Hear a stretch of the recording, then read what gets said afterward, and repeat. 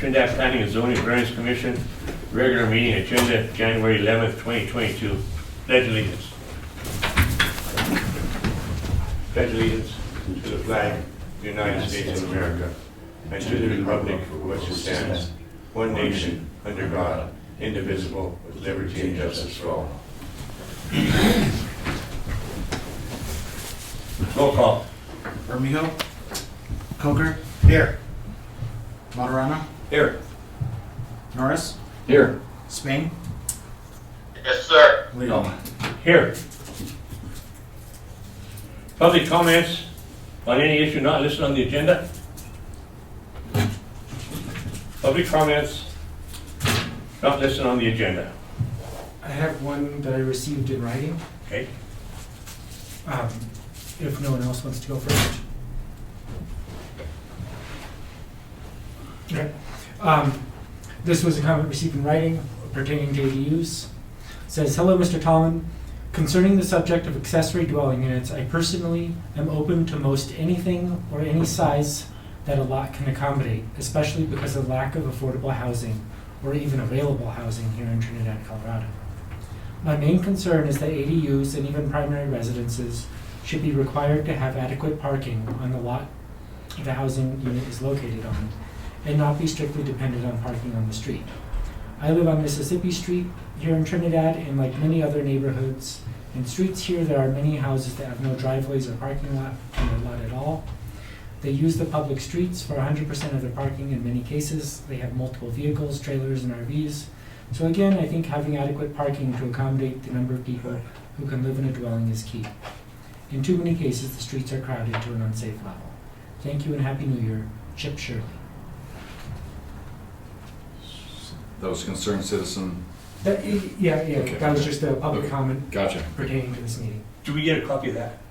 Sure, I'd like to have a copy. I don't know if anybody else would. I can make copies. Approval of minutes of meeting December 14th, 2021.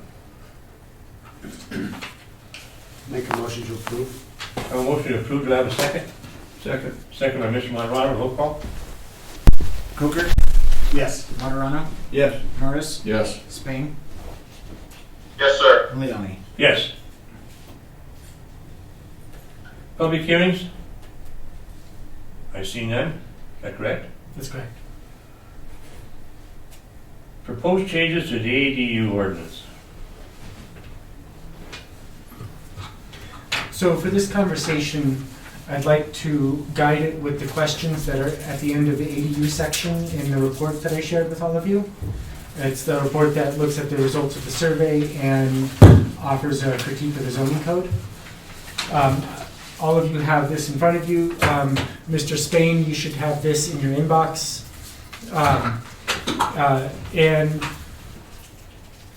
the questions kind of go through these, I think, larger issues that we should determine as a advisor in an advisory capacity to council.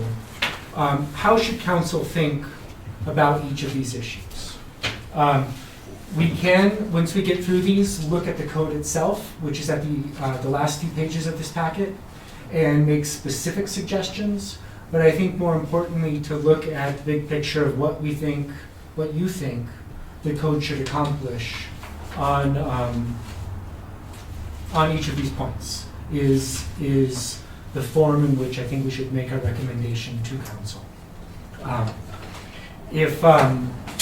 I did ask each of you guys to respond in writing so that we could maybe facilitate the speed with which we can go through a larger and complicated topic like this by seeing each other's comments. I got a very minimal response to that. Thank you guys for responding though. Going forward, that could be helpful to be able to, okay, I can share that with folks after the fact. Going forward, I think that could be helpful for, being efficient with our time and going through a number of different parts of our code that pertain to housing without taking a year or longer. Anyways, I just want to ask, these questions are related to the survey and critique that I put out. Were you guys able to take a look at that before coming to the meeting today? The survey? The section on ADUs? Yes. Okay, you were. Mr. Lenny, were you able Yes. to look at that? Thank you. And Tony, were you able to look at the survey? I did, Analysis. I had it on my computer, yeah. Okay, great. I just wanted to ask to see if we have the same sort of ideas in the back of our minds, of same context for communication.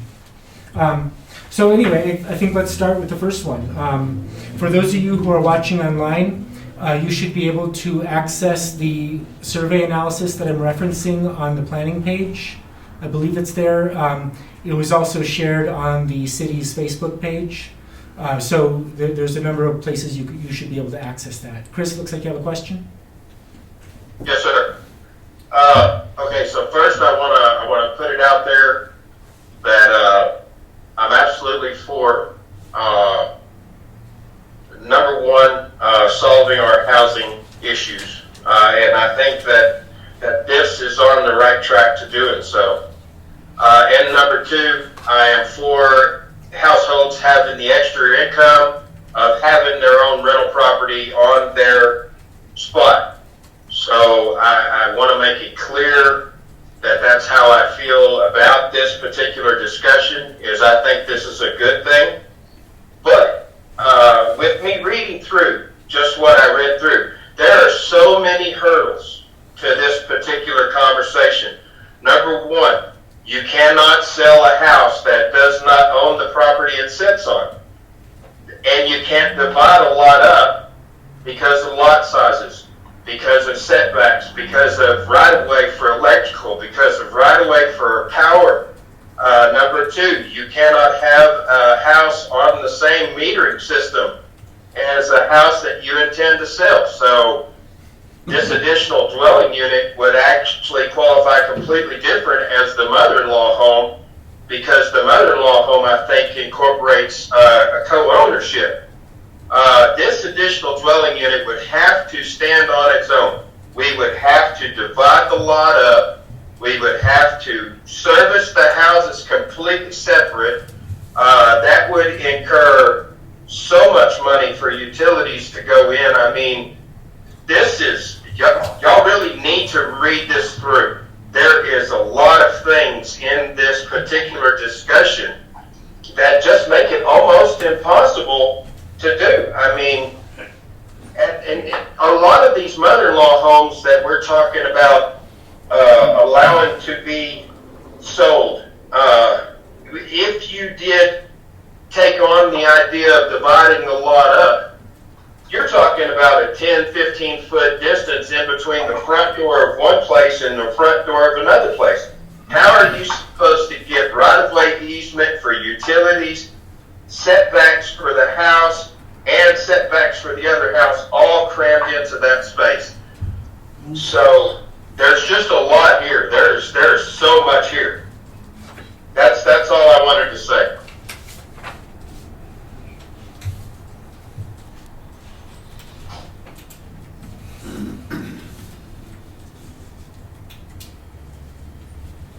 All right, thank you, Mr. Spain. So I want to start with the first question, which is what types of properties, especially in LDR, should be allowed to build an ADU? Like, what's our goal? Do we want it to be most houses?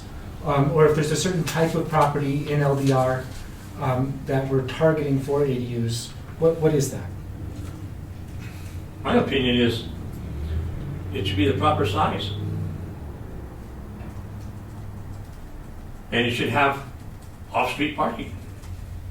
Right now, you had a person here that you just read, talking about streets with narrow. When you start creating people in backyards and you have an extra car, I know in my neighborhood, there's little houses just down the street from me on Walnut. Then their houses have a driveway. But there's also 5 houses there that park in the street, plus their driveway's filled up. How are you going to do that and add more? You're adding more to that particular neighborhood or that housing area, you're creating where it would be, you'd have to have it so it's compatible to neighborhood. You start doing that, then people are going to take somebody else's parking place. Then you're going to have a problem. There's problems already now. If you want to go look at Ash Street, they're parked on both sides. You can only get one person through there at a time. Snow plows in the winter, most of them people don't have a side mirror during the snow season. Because there ain't enough room even for the plow to go through there and plow the street with the people parked on the street. That's one of my main concerns. It's open to anybody else up here. Bring it forward. Mr. Norris? I'll let Span go, or who's that? Go ahead, Mr. Pat. Go ahead, Chris. Okay, so let's look at, just visualize the setup that we're talking about here. We're talking about a primary with a secondary in the back, and Mr. Leone was talking about parking. At the point that you have to make the driveway to get to the house in the back, you interfere with the set off of the side of the house, the property line distance from the other property. I think that we're trying to write rules for exceptions. You know, say like somebody has 4 lots altogether, then of course that person could divide their lot, but that's the exception. We should be writing our rules for the normal and then allowing the exceptions to come before our board and speak to us here. Yet we can't write rules for the exception. And talking about the type of house or the type of owner, I really don't think that that has anything to do with this conversation. I think the only thing that has to do with it is, if it's possible, could you divide the lot up? I don't believe so. I don't believe the way that our town is set up on the normal houses, that as our code is written and as our utilities are set and as our poles are set, that you could service a house and divide it completely separate, so that way it was a second deed. You know, I don't believe. Now, if we wanted to change our setback from the road, if we wanted to change our set off of the side of the property line, our set forward from the alleyway, if we wanted to change all that, then yeah, I mean, we could cram a whole lot of houses on top of each other. But like Mr. Leone was saying, you know, we need parking, we need, you know, it's just, I mean, we're talking, just to do a block's worth of utility, we're talking over $100,000. You know, this is a lot of money. Do we have builders that are prepared to build and start giving us a return right now, or is this something that we're just hoping will take off? Because several hundreds of thousands of dollars is not the way to develop our city. That's all I got.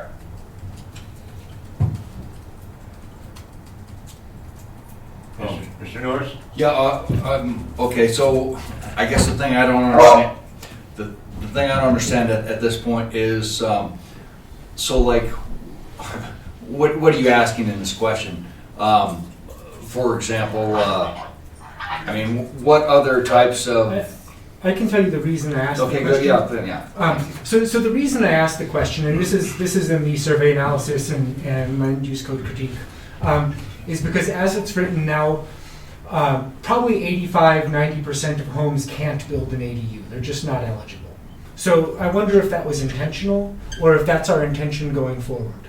You know, do we want to write a code to where most houses are not eligible, and if so, like, which houses do we want to not be eligible?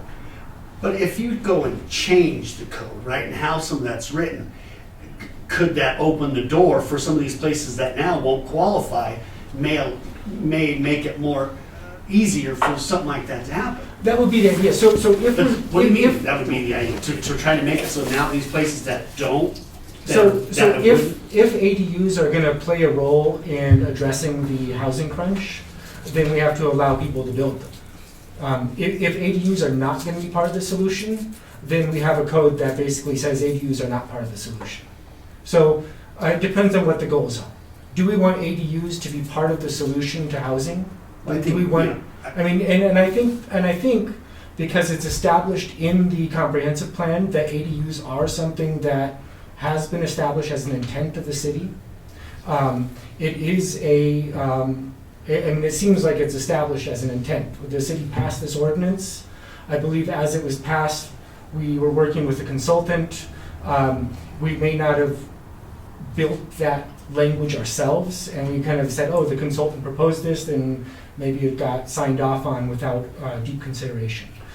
Maybe it did. I'm not really sure the history there. You know, like, but I wonder if when this was written, because I believe it was probably within the last 5 years, because in the comprehensive plan, the phrasing was a recommendation to the city to develop an ADU policy. So I believe this was passed between 2017 and now. You guys may know more than I do on that. So going forward, do we want ADUs to be a part of the solution to housing? Well, I think what concerns me, with the way I understood what you said, what would concern me is we're gonna open up the market for places that will not qualify now, but later on, after the code could be rewritten, that now that's gonna be allowed. And right now, if the place isn't large enough or it wouldn't sustain it, then rewriting the code and making it that way where they now can, I don't. We're at the The house has to be, the property has to have the ability to make that happen. But we can't change that by rewriting the code and say, well, you weren't allowed to do this last year, but this year, hey, you go ahead and do what you gotta do. That's, to me, that's not right. And so We need to be basic. Some of this, in my opinion, it needs to be as stated in the code. You know, the property needs to be this big, you can't build it beyond this, you know, and there's a lot, this is little old Trinidad, but we have areas that can be developed where people could think about doing some of that. You have up there, but the reserves, you have places up there that could sustain an ADU. But you can't go up on White Street, you can't go up on Mississippi Street, there's a lot of streets here that it's not gonna work. We all know that. You can go on White Street and look at that. The way the alleys work, the way they're all stepped down, it would not work. And it would look awkward for the community. Mr. Marrano? I'm in the kind of line with Coker there. You can't, I think if we want to allow something like this, I think it needs to be an individual basis. Yeah. Okay? In other words, they come in and they say, this is what we got, this is what we'd like to do, and we could look at that, and if it fits the criteria, then we can allow them to do it, okay? But to open it up to every lot in the city of Trinidad, I don't think that's gonna be the right way to do it. Now, I think he's in the right track of trying to get affordable housing, but I think what we need to do is maybe go back to the drawing board and say, we have X amount of lots over here by Santa Fe School. Okay, what can the city do to help us make that affordable? Okay, if we can make that kind of property affordable for people to build on, and I think, you know, maybe we could say that the utilities, the city could put the utilities in, or we could say the street, the road, they're going to develop that street. So maybe the city could help develop that street to make it affordable. You see what I'm saying? I think what we're going here, I think we're going to get ourselves in trouble if we make it a code. But if we leave it like it is and then announce that if you have a lot that you could put another house on or add to it, then bring it to the planning board and let's look at it. Because I don't think, and then like Sonny's talking about parking. I mean, parking is a big, big thing. I've had some apartments that you only had 2 parking spots. And I've had some serious fights over them spots. Because a neighbor somebody come and visit the neighbor and use the other guy's parking spot.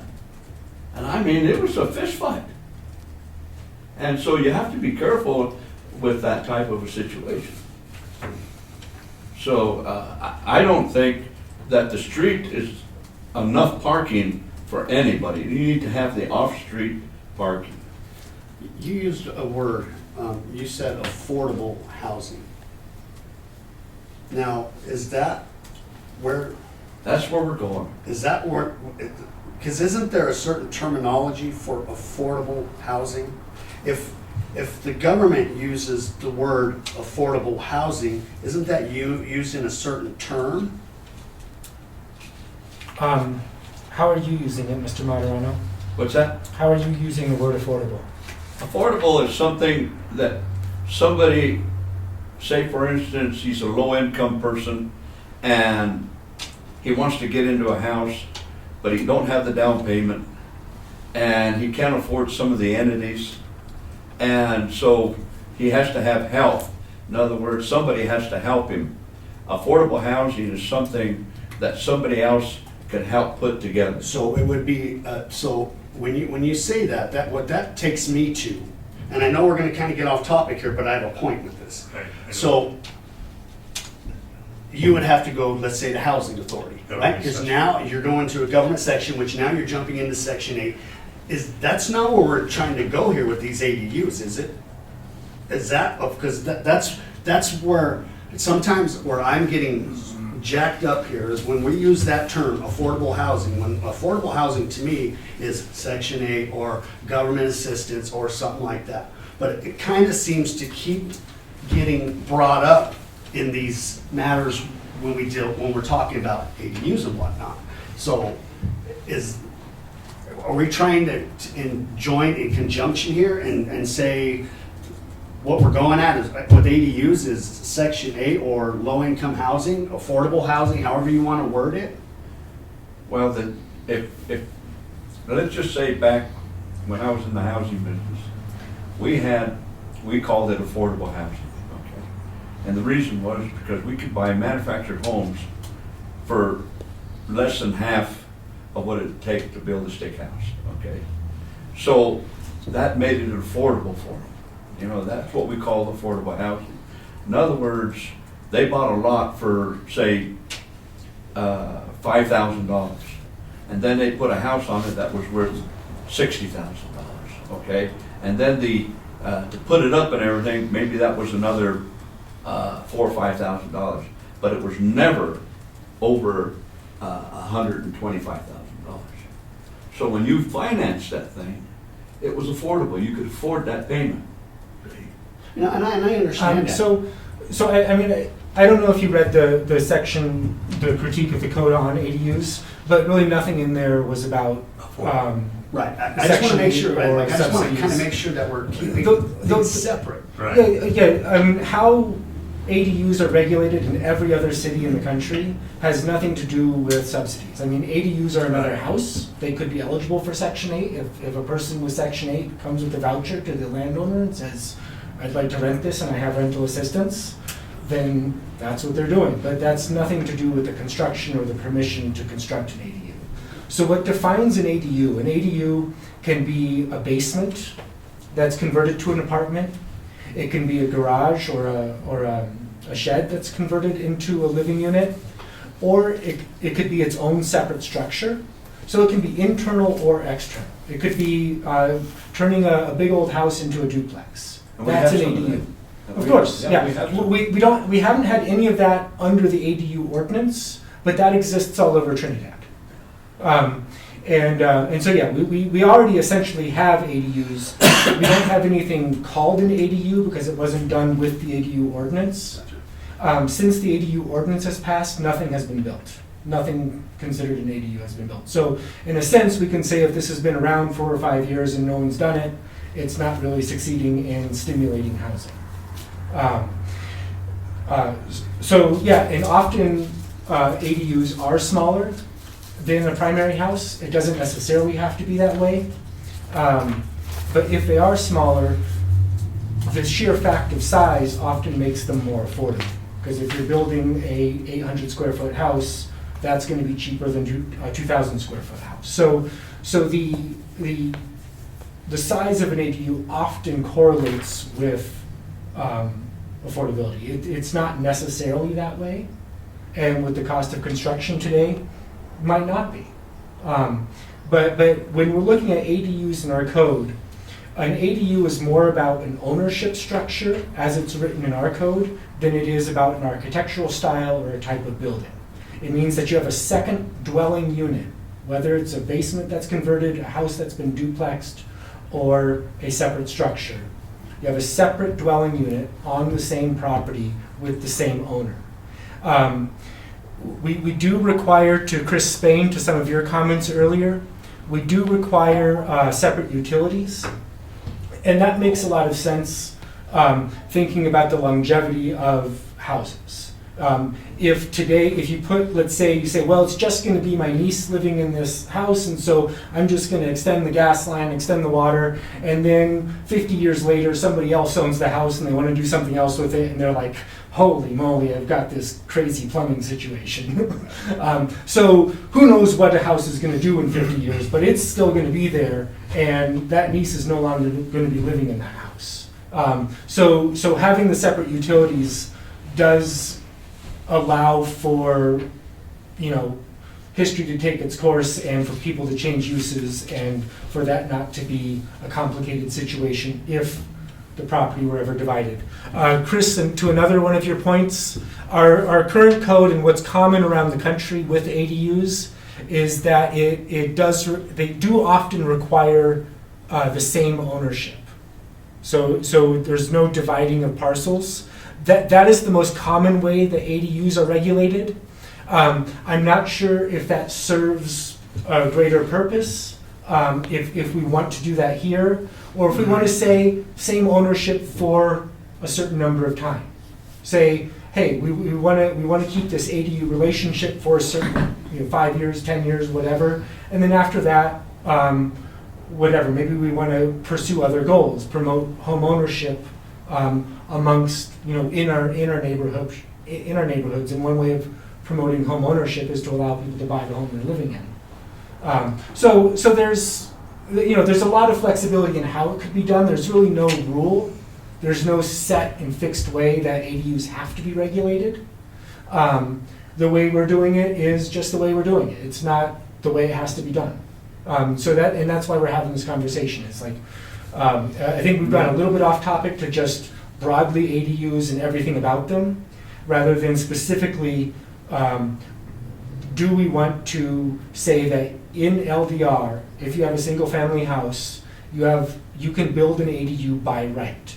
Now that doesn't mean that there are not going to be other conditions or stipulations. It doesn't mean we're eliminating setbacks if we say you can build an ADU by right. It means by right, can you convert your basement into an ADU? And can you do that even if your basement isn't 40% the size of your main house? Can you do that even if your house is 600 square feet? Can you do that even if you don't have some of the dimensional requirements that we currently require? So if we're saying, as our current ordinance reads, you are not eligible to build a house, or build an ADU, or convert part of your house to an ADU, unless your house is at least 2,125 square feet. That means 75% of houses cannot build an ADU. That's what this question is aimed at. Are we trying to exclude the majority of houses from the legal right to build an ADU, even though we theoretically in some way say you can build an ADU by right in LDR, MDR, and HDR? But Sky, we're not saying that they can't do an ADU.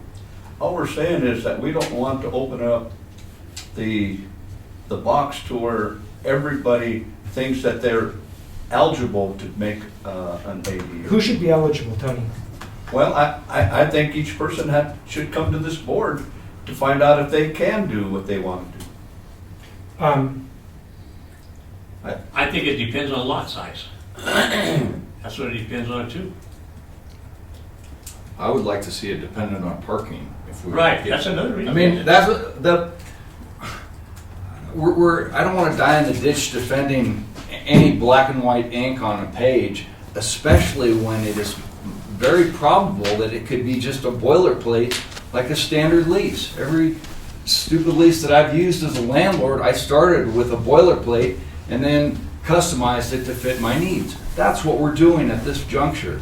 We are customizing our lease, our code to do what we want it to do. And so if we either want them to be here or we don't. And if we don't, then fine. I'll go eat dinner. If we do want them to be here, then we've got a series of issues that we can talk about in order to see where it could be allowed. I don't have any problem with ADUs if we have a set regulation already. If we add it to that regulation, I don't have a problem with that. I just have a problem with making an ordinance say, okay, you can make an ADU out of any house in the city of Trinidad. Okay, so I agree with you on that, and I think that we are in agreement. We don't want to let blanket ADUs go to everyone. Okay, so good. That's item one. Now to the next question: where do we think it might be appropriate? You know, there has to be available parking, and you know that's a requirement. Lot size. Lot size. Okay, so okay. Lot size, it's got to be big enough to support that Right. two people. I mean, I think we're in the right direction to a point, and I think that we could do ADUs, and we have several of them in this town. We have 2-story buildings where they put the upstairs into an ADU, and in fact, the ones right around the college have 2 or 3 apartments on some of them. I have a house right next to my restaurant that has I think 4 apartments, and it's just one dwelling. Okay, so there's ways of doing that, and I don't have a problem with that. But like this guy here across next door to me has plenty of parking. You know, I mean, he's got plenty of parking, and he's got. They never use the street parking because they don't need it. I mean, he's got plenty of parking. But again, they're letting them rent them for just a little better than $500 an apartment, which again we're talking about affordable. Okay, We're not necessarily talking about affordable. I mean, but I know, but this we're year, talking about so part of the solution to housing is just more housing. It doesn't market rate, whatever. right? I don't have a problem with the ADUs, Sky. I have a problem with making a blanket situation throughout the whole city of Trinidad. Mr. Spain is raising his hand. Chris? Go Yes, ahead. sir. Thank you very much, Mr. Leone. You know, I would like to point out that the part where Mr. Tallman was talking about the 40% of the square footage maximum and a minimum of 850 square feet and 2,125 per suite to the house for it to be eligible to build. You know, he's absolutely right. Those are barriers. Absolutely 100%. The thing that he's not understanding, or at least not explaining in this packet, is that if we completely eliminate those numbers and take those numbers away, you will still not be able to sell your mother-in-law house to another owner unless you divide your property. And there's so many properties that just would not allow this. It's just the size limitations would not allow this property to be owned by another property owner, because then all of the other things come into play. If it's owned by the same owner, you know, in another situation, you can't sell your basement. You know, there's no 10 years or 15 years that you're going to be able to sell half your house. This is just, we're beating a dead dog. You know, like I said, I am for the ADUs. I am for the extra income to our citizens. I am for helping our town out.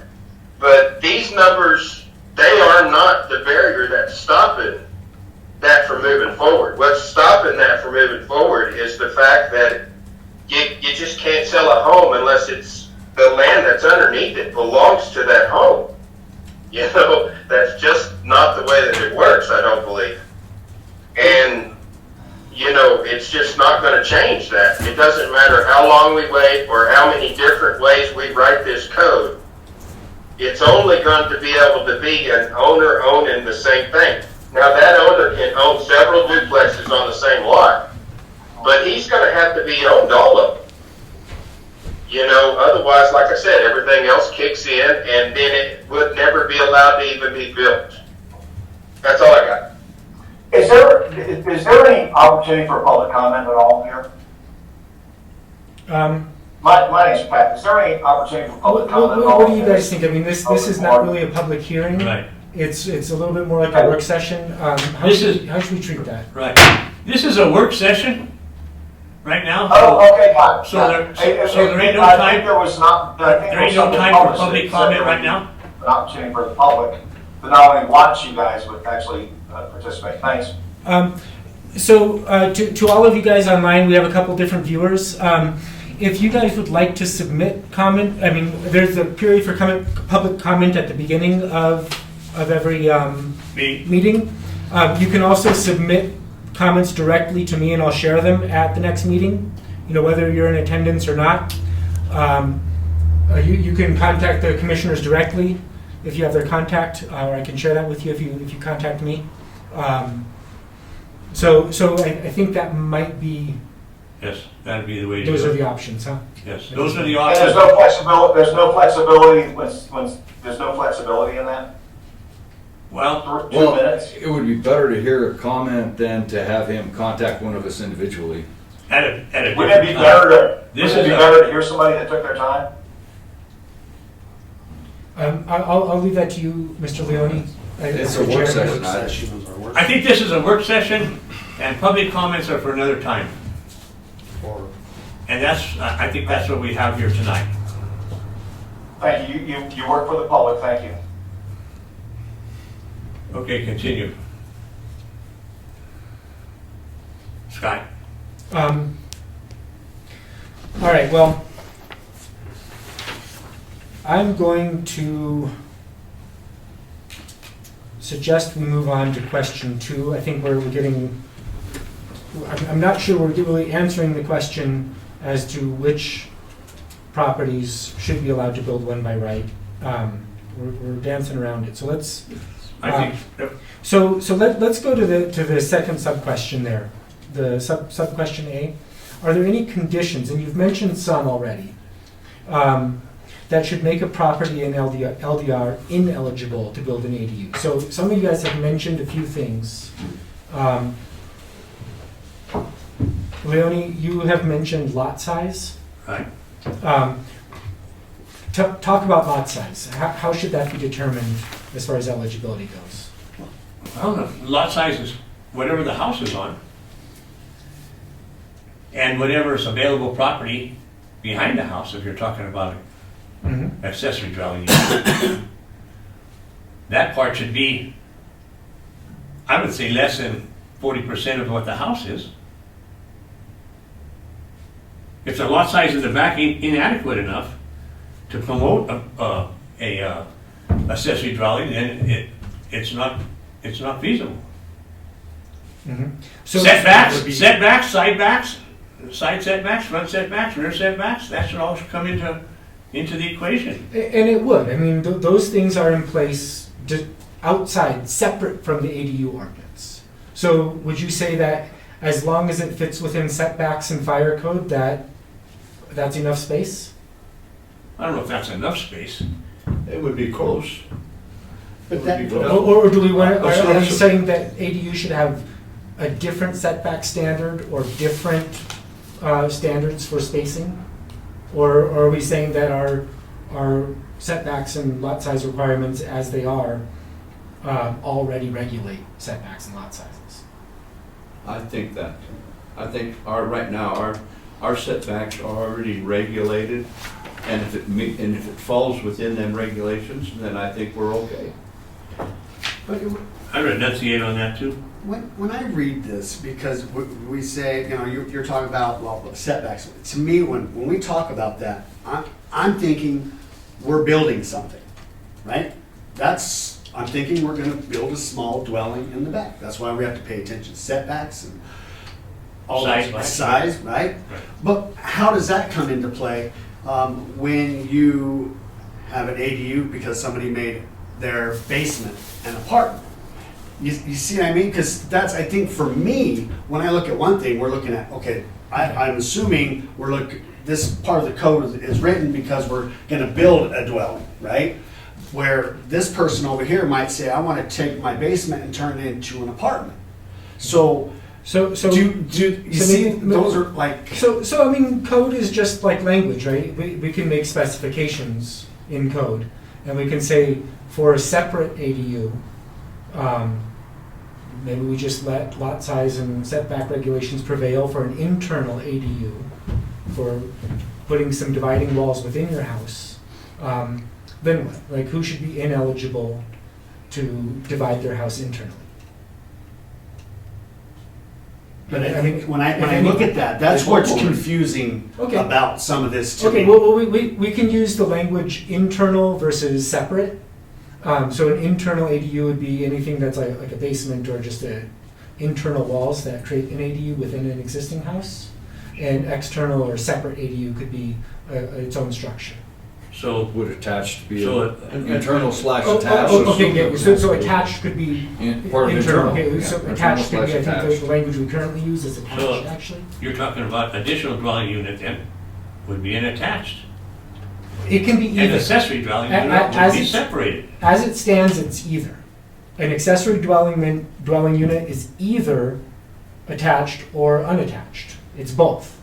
Both. Well, I think that has to be separated. We can regulate them separately, and maybe that's what you're saying, is we should regulate internal and detached units separately? Yes. Okay. I know that when you build That would a, make, That makes more to me, sense. that makes sense, because I don't wanna, You can't, if you're gonna Yeah. finish your basement, what is your lot size? So long as you're gonna have the space, you're gonna meet the criteria that you can actually make a place a secondary. there's also a regulation, I'm sure, or if there isn't, we need to have it. It's a safety regulation, you know, if you got somebody in the basement and you got a kitchen down there, you're gonna have way in and it's way got- out. Well, that would Size be of the code windows anyway, and you're That's gonna gonna have go by egress, code, you're gonna right? have to have And then that. if you're gonna separate your house, you're gonna have a bearing wall, that has to be a firewall. Fire ceiling, I mean, yeah, they're gonna have to meet the criteria, but I think for me, when we talked about that, my biggest thought was, we're talking about square footage of the lot and whatnot, right? Right. But if they're gonna finish inside the house, why is that so important to us, the lot size, if you're gonna do something with the interior house? You're not expanding your house. Right. You're not adding on to the house. Right. You're finishing out a part of your house To serve different purposes. correct. So to me, that's where we need to fix that part of it. And I don't have problems with that. So to build on that, Mr. You got Coker- Chris up there looking for, Go ahead, Chris. Oh, you guys need to call him, because I'm not looking forward to. Go ahead, Chris. Chris, Thank you. Okay, comment on lot size.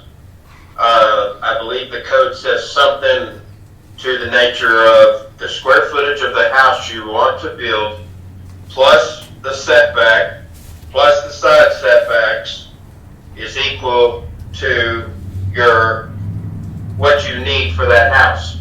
You can't have a bigger square footage house that goes over your, 10 foot from the street, 20 foot from the street. So that means that you have to have that plus that. Now, if you are the owner and you're building an additional building, now this is what I'm looking at. I'm talking about an additional building. I am not talking about an attached garage or a basement that's finished off. I am talking about building another structure. As long as you own that structure, then the space in between the two of those structures doesn't have to have another setback in between them. But the minute that you divide that structure away and you try to make that structure its own entity, then you have to turn around and have a front yard setback for the building, a backyard setback for this one, side setbacks again, and the back setback off of the alley. You also have to turn around and you have to have a feasible way of getting utilities without encroaching on the neighbors or on the original house. Because if you got kids out in the backyard in a swimming pool, you don't want to run an electrical line over the top of it to get to an outhouse so that you can have your neighbor live in it. See, all of these, I think that this should all be set on an individual basis. Because, I mean, you're just talking about too many different things. You're just really talking about so many different things that have to be changed and set in writing, and they're never going to be the same. It's like we're trying to plan for that one-shot bullseye whenever the reality is you're lucky to just hit the target 9 out of 10 times. You know, like I said, I am all for affordable housing. I am all for the housing to be fixed.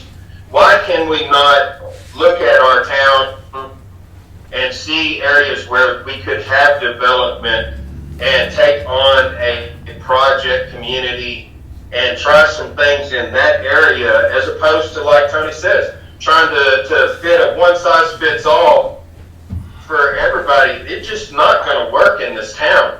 I mean, I've seen our mother-in-law houses here in this town. We're talking about 5 foot, 10 foot from front door to back door.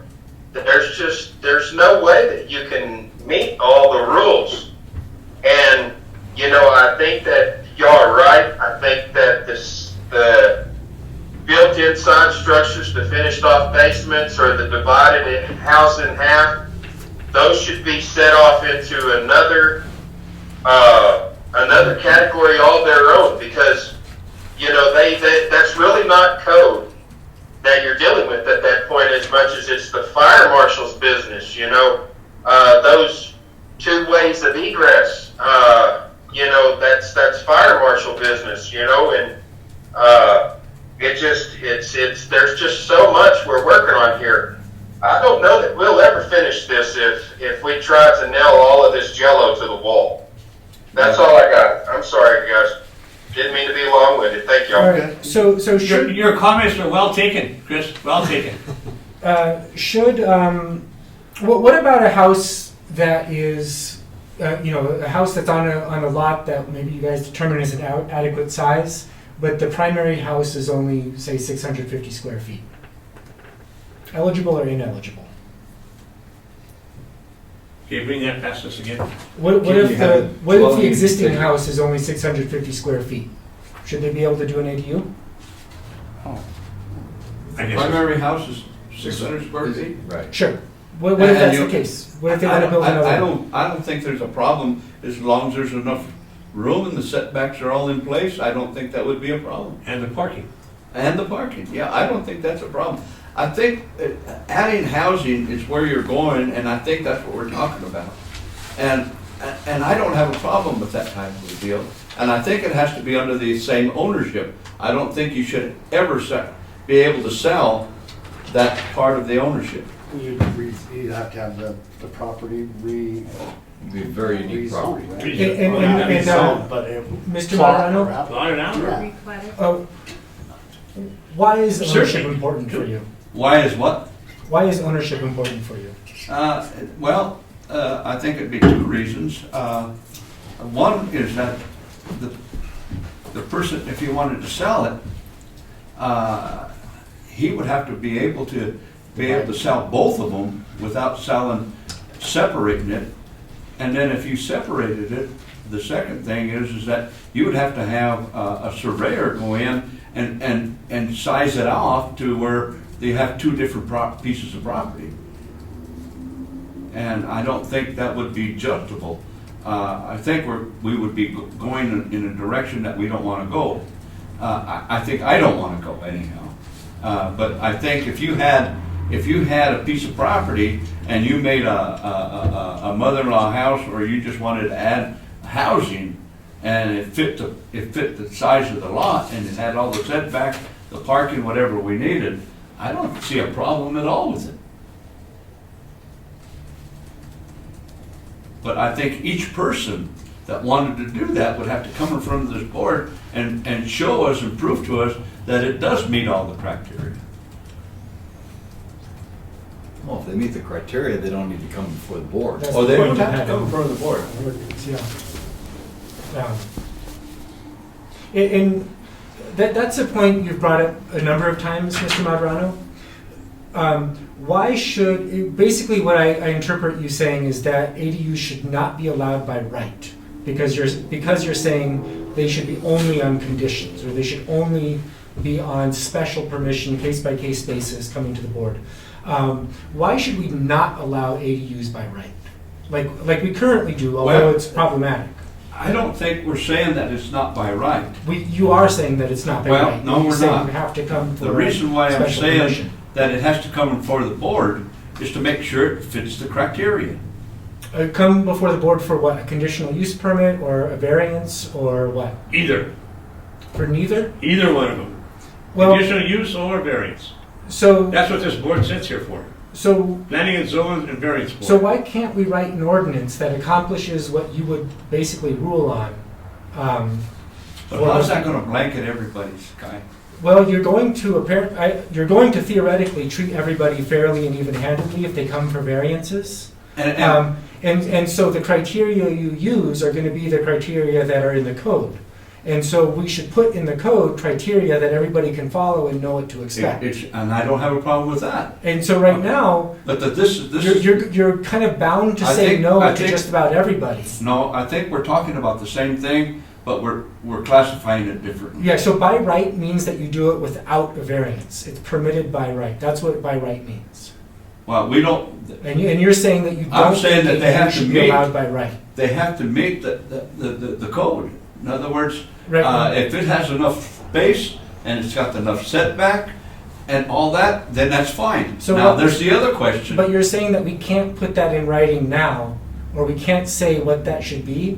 We because could need put that to- in writing, that's not a problem. Because we need to hear each case individually? And then if there's one item or two items that don't meet that, then they can come in front of us for a variance. So, that's the point of this whole exercise, is to think about what are those things that people can know they can do by right before they have to come for a variance. I don't have a problem, you can write that up, that's not a problem.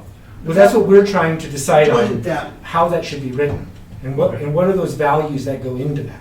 Go ahead. So maybe we're having I think parallel we already have conversations. it. wouldn't that mean we would need to, wouldn't that mean we need to dig into the code and make separation so everything is more clear? So like we were saying, talking about lot size, right? Because that was brought up, and then I brought up the fact of what, I'm just gonna finish my basement, and make it a separate living space. Why does lot size have, so we need to, if we're gonna attack this and try to make something work, so everybody has the ability to join in and do the ADUs, but everything, we would have to go back and say, if you're gonna do this, then this is your guidelines you have to follow. If you're gonna do this, then these are the guidelines you're gonna have to follow. When we have to dig in, kind of separate what those things mean, because to me, Sure, that's what we're doing right now. I right, think. but that's how I believe we'd have to attack it. I mean, all together. If you're gonna finish your basement, then we're gonna follow this criteria. Okay. If you're gonna So- build, So let's go into section 3, or question 3. So right now, to your point, Mr. Coker, we have the same proportional requirements that an ADU must be at least 40% the size of the primary unit. Right. That's perhaps a fairly arbitrary number, and it treats larger homes differently from smaller homes. So it gives basically different rights to a person whose primary house is large than to a person whose primary house is small. That requirement applies to internal as well as external ADUs. So if your basement happens to be 50% the size of your house, or whatever, or you have a house that would be easily divided right down the middle, and that's how your floor plan makes sense, that's not something you can do currently. You have to have this proportionality between a large house and a small house. So We've set that at 40% the size of the primary.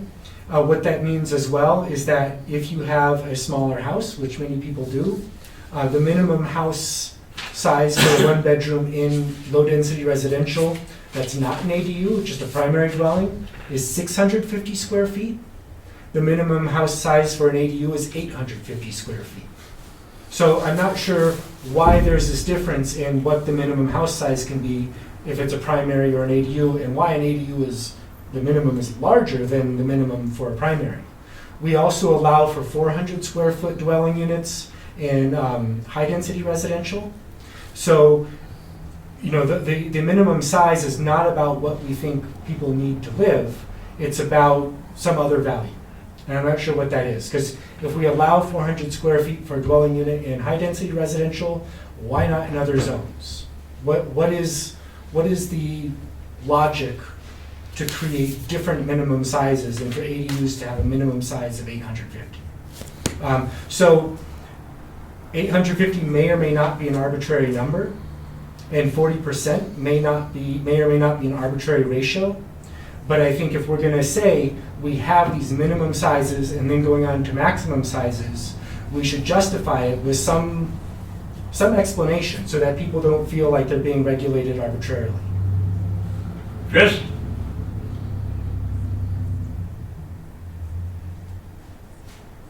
All right. So for a long time, I've had an issue with these numbers. Thank you, by the way, Mr. Leone. I personally believe that this was just setting numbers so that numbers could be set. I do not think that these numbers matter. I think that someone that builds a tiny home, 400 square foot, tiny homes are a good deal for me. If they build a little bitty tiny home, if they want to build a huge garage so that way they can have a semi-truck in that, or an RV or whatever it is they got going on, that is their business. And I don't think that we should be involved in people's business that much. I think instead what we should be looking at is the percentage of the lot that can be covered by a roofed structure. And I believe that is defined.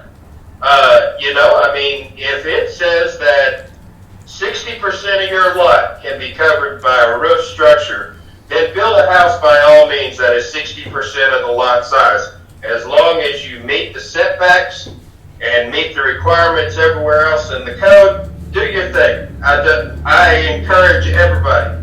The other thing is on them divided houses. You realize the electrical system has to be divided inside the home, right?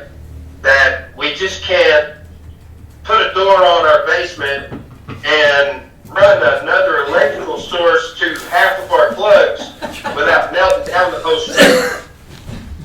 We have to divide all that. That this is not something that's really an easy situation, you know? So that's the reason why I think that people need to come to us and speak to us at this meeting, is so that we can make sure that whenever we plug this new house into our grid, that we're not going to melt down our $100,000 substation. You know, that part of it is more than just numbers. I think that the internal structure should be divided and spoke about differently than the external or attached. But so in the current code, Mr. Spain, it is required that that ADUs are metered separately, and that's governed by the building code and not by the zoning code.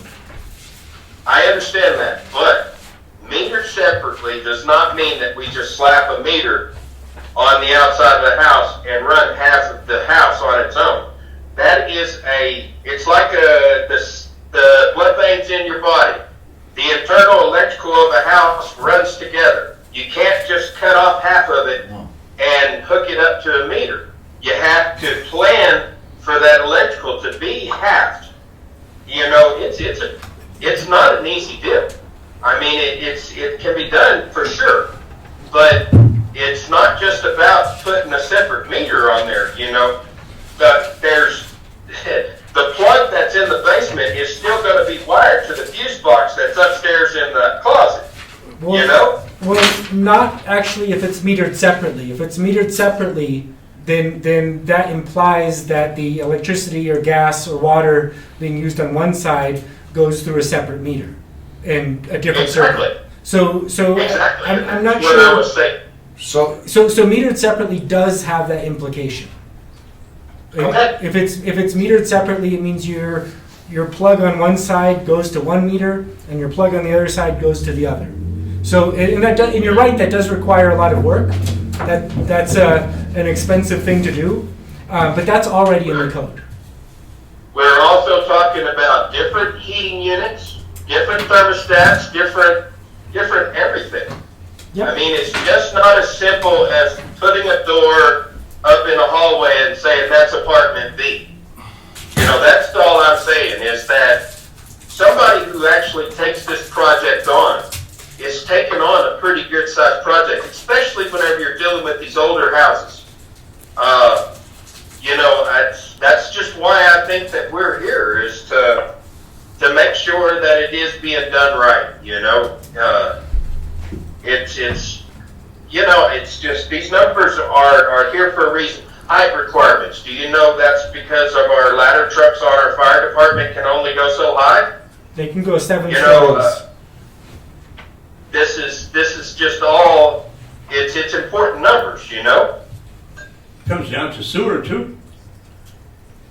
Exactly. You're gonna be on the You same can't run sewer? into the same You sewer may not, outlet. you may not be on I the mean, same, and- you may not be on the same, electrical grid. What about the sewer? How are you gonna divide that up? well, you're not, When you got the primary house that already has a sewer? you don't really need. Is it big enough? Is it big enough to take care of that extra?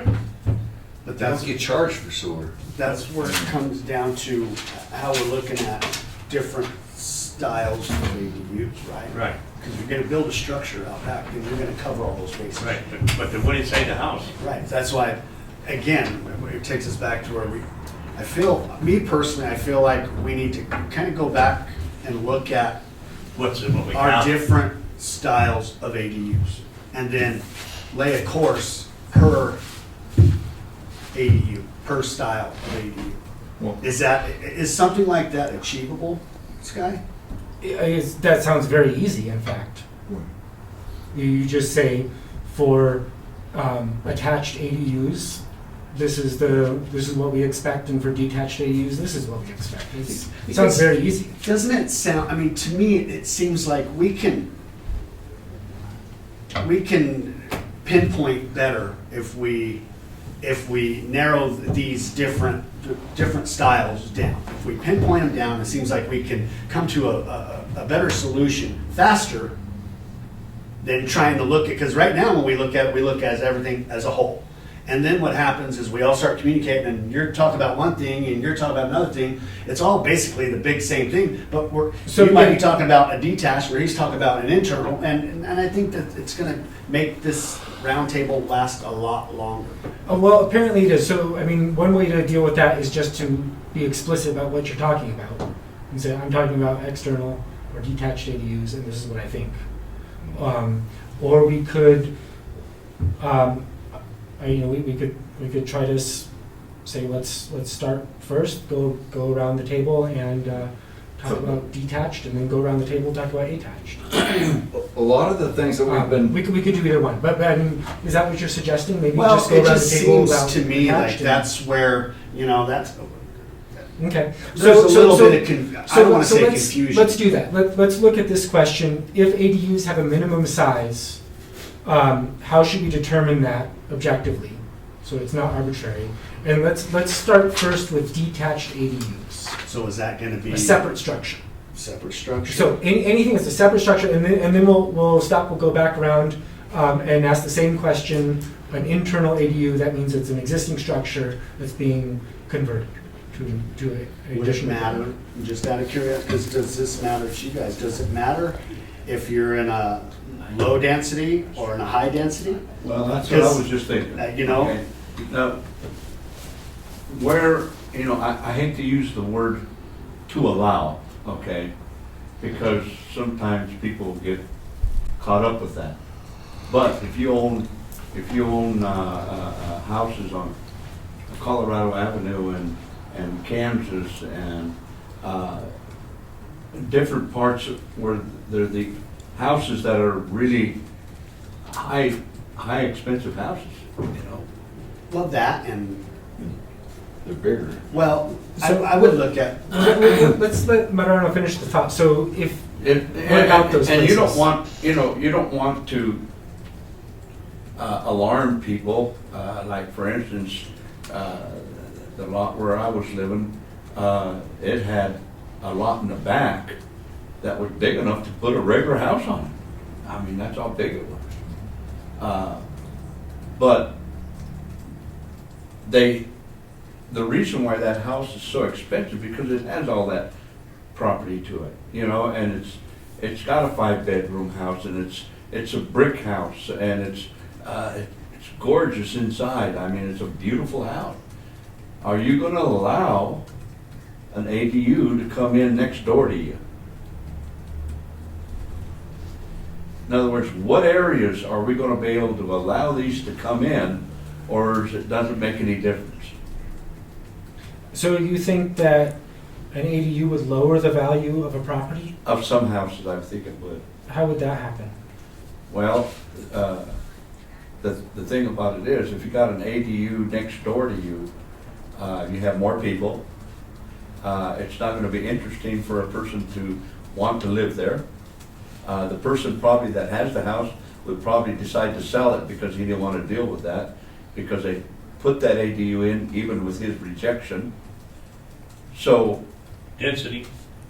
it's just not going to allow people to have the freedom that they have now, okay? Right now, we have people that have these big houses on Colorado. There's some beautiful houses up there. And I know myself, I wouldn't allow an AD next door to me, okay? But if the city allows them, I may be thinking about moving. question. When somebody, if somebody applied so they can do an ADU, let's just say it was on Colorado. Yeah. Attached or unattached? Detached. Detached. Okay. Would they put that out to the neighbors to see how the neighbors are gonna react to that? They'd have to. Well, that's a question of whether we allow it by right or if it's by conditional or a variance only. So variances require abutting property owners to be notified, and uses by right do not. So if you're going to do something by right, you buy an empty lot and you want to build something on it, you don't have to notify your neighbors that you're going to build something on that empty lot, unless that something doesn't conform to code. So that's what by right means. It means you don't have to go through an extra process. And so I think the goal would be that our ADU code allows by right what you would approve anyways, if they came to you. So if somebody came to planning and zoning and said, hey, I want a variance for this ADU, and you're going to say yes, that should not be something someone's coming for a variance for. We should put that in code now that we have a chance and say, anything that you would otherwise pretty much universally say yes to, that should be in the code. People shouldn't have to go through all the expense and time and trouble to come to you guys to something that you're going to say yes to. So that neighbor didn't have. So that's the question here, is like, what would you say yes to in just about every case? So that neighbor wouldn't have a choice to say no. Well, neighbors don't have a choice to say no to anything that's allowed by right, which is a lot of things. That's what I'm saying. Everything that's allowed in the code is Yeah. allowed by right. That's what I'm And saying. so especially these larger houses, they're the ones who are currently eligible for ADUs.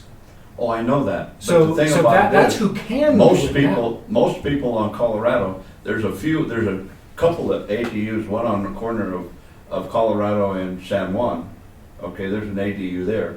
It's not a detached, they changed the big building into like 3 different apartments, okay? And I don't know for sure if I know of any others, but there probably is. But I don't think that, would buy a piece of property on Colorado with that type of a situation. I wouldn't pay for one. I ain't gonna pay that kind of money for a big house like that and then risk the chance of this stuff coming up on me. Okay, I wouldn't do it.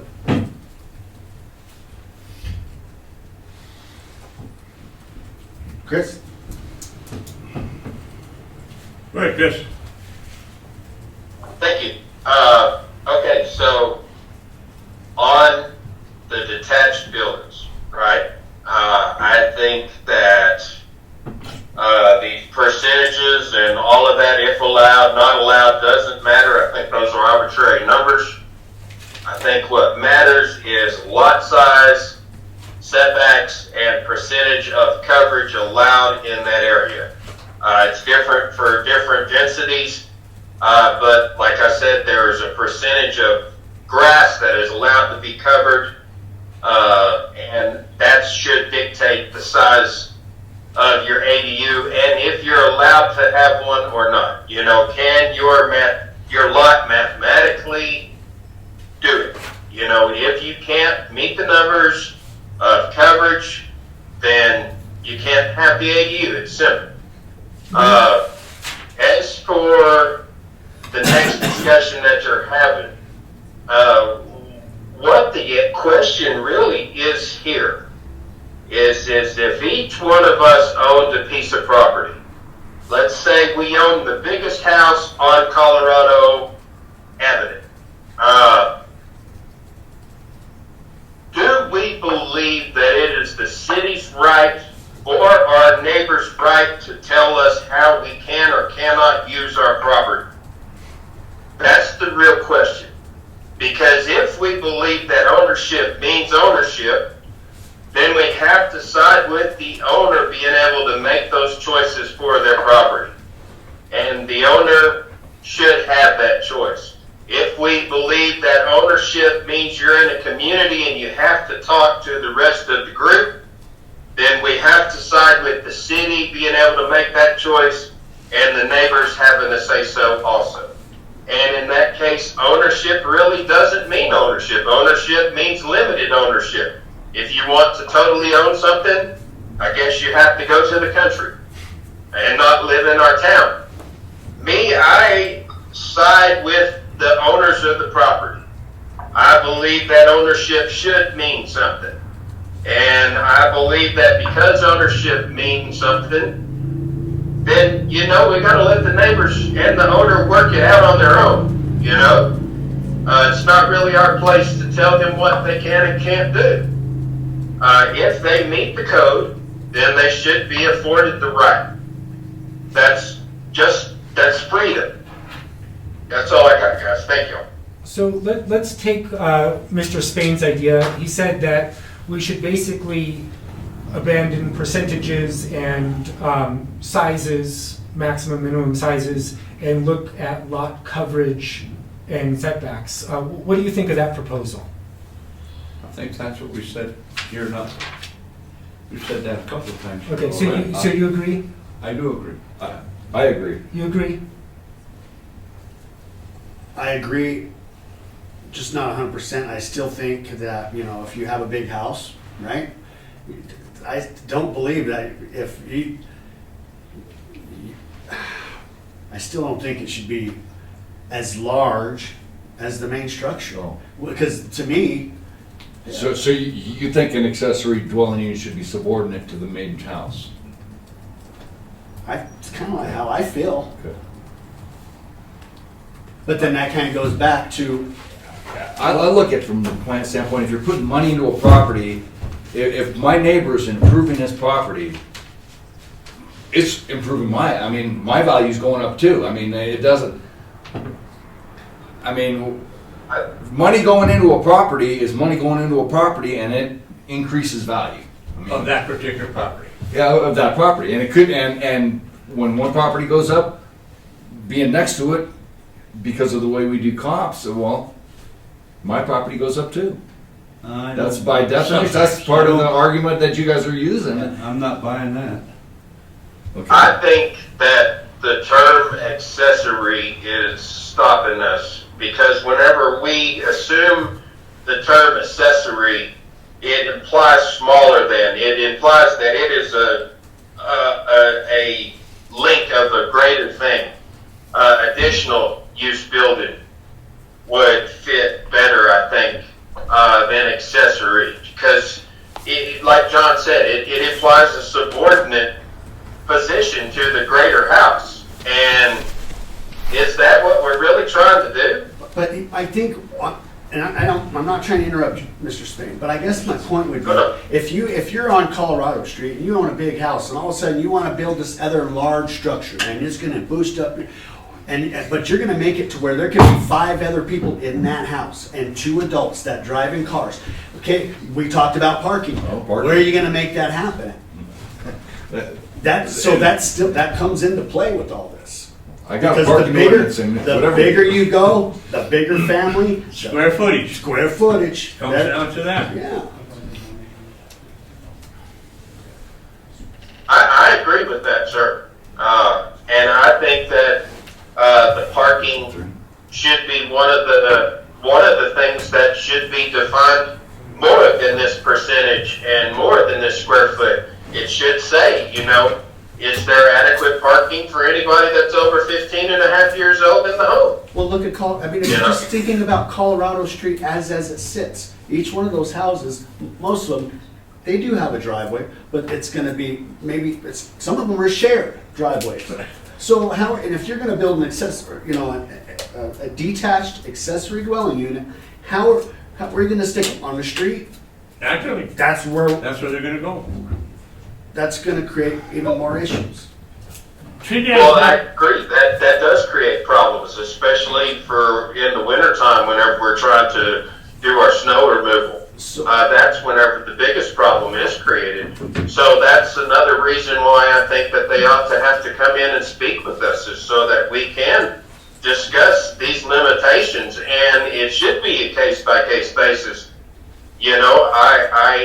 I feel like there are so many different variables that there's no way that we could possibly put a blanket coverage on this, because the parking is different in some places as it is to others. We saw that with the construction. The construction got diverted right through a residential neighborhood, parking on both sides of the street, and all you can get is one car through, up and down, or you almost had a wreck every time. We don't want our city to function this way. We're setting it up for failure if we do not see that those limitations are going to exist and deal with them accordingly. That's all I got. One set of rules, I agree with you, Chris. One set of rules does not apply to all areas. Period. Trinidad wasn't built on that. Trinidad wasn't built on that. Yeah, I think. And we're trying to change the code because of Trinidad's advancement. Trinidad's advancing, but let's don't change the code and put it back and put people's safety. Safety has another thing to do with it. Period. Safety's there too. I think, Sonny, that I think where Sky is going is in a good direction. The problem is that you can't do it in all places, okay? You can't blanket. There has to be areas where this thing can work and make work. It's not going to work on Colorado, I know that for a fact, okay? People won't buy them big expensive houses when they know that's going to happen to them, okay? But there is areas in the city of Trinidad that what he wants to do will work.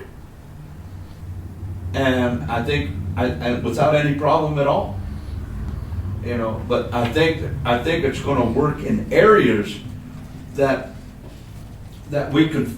I don't know how we're going to figure that out, but I'm sure there's areas that will be able to accommodate these type of situations.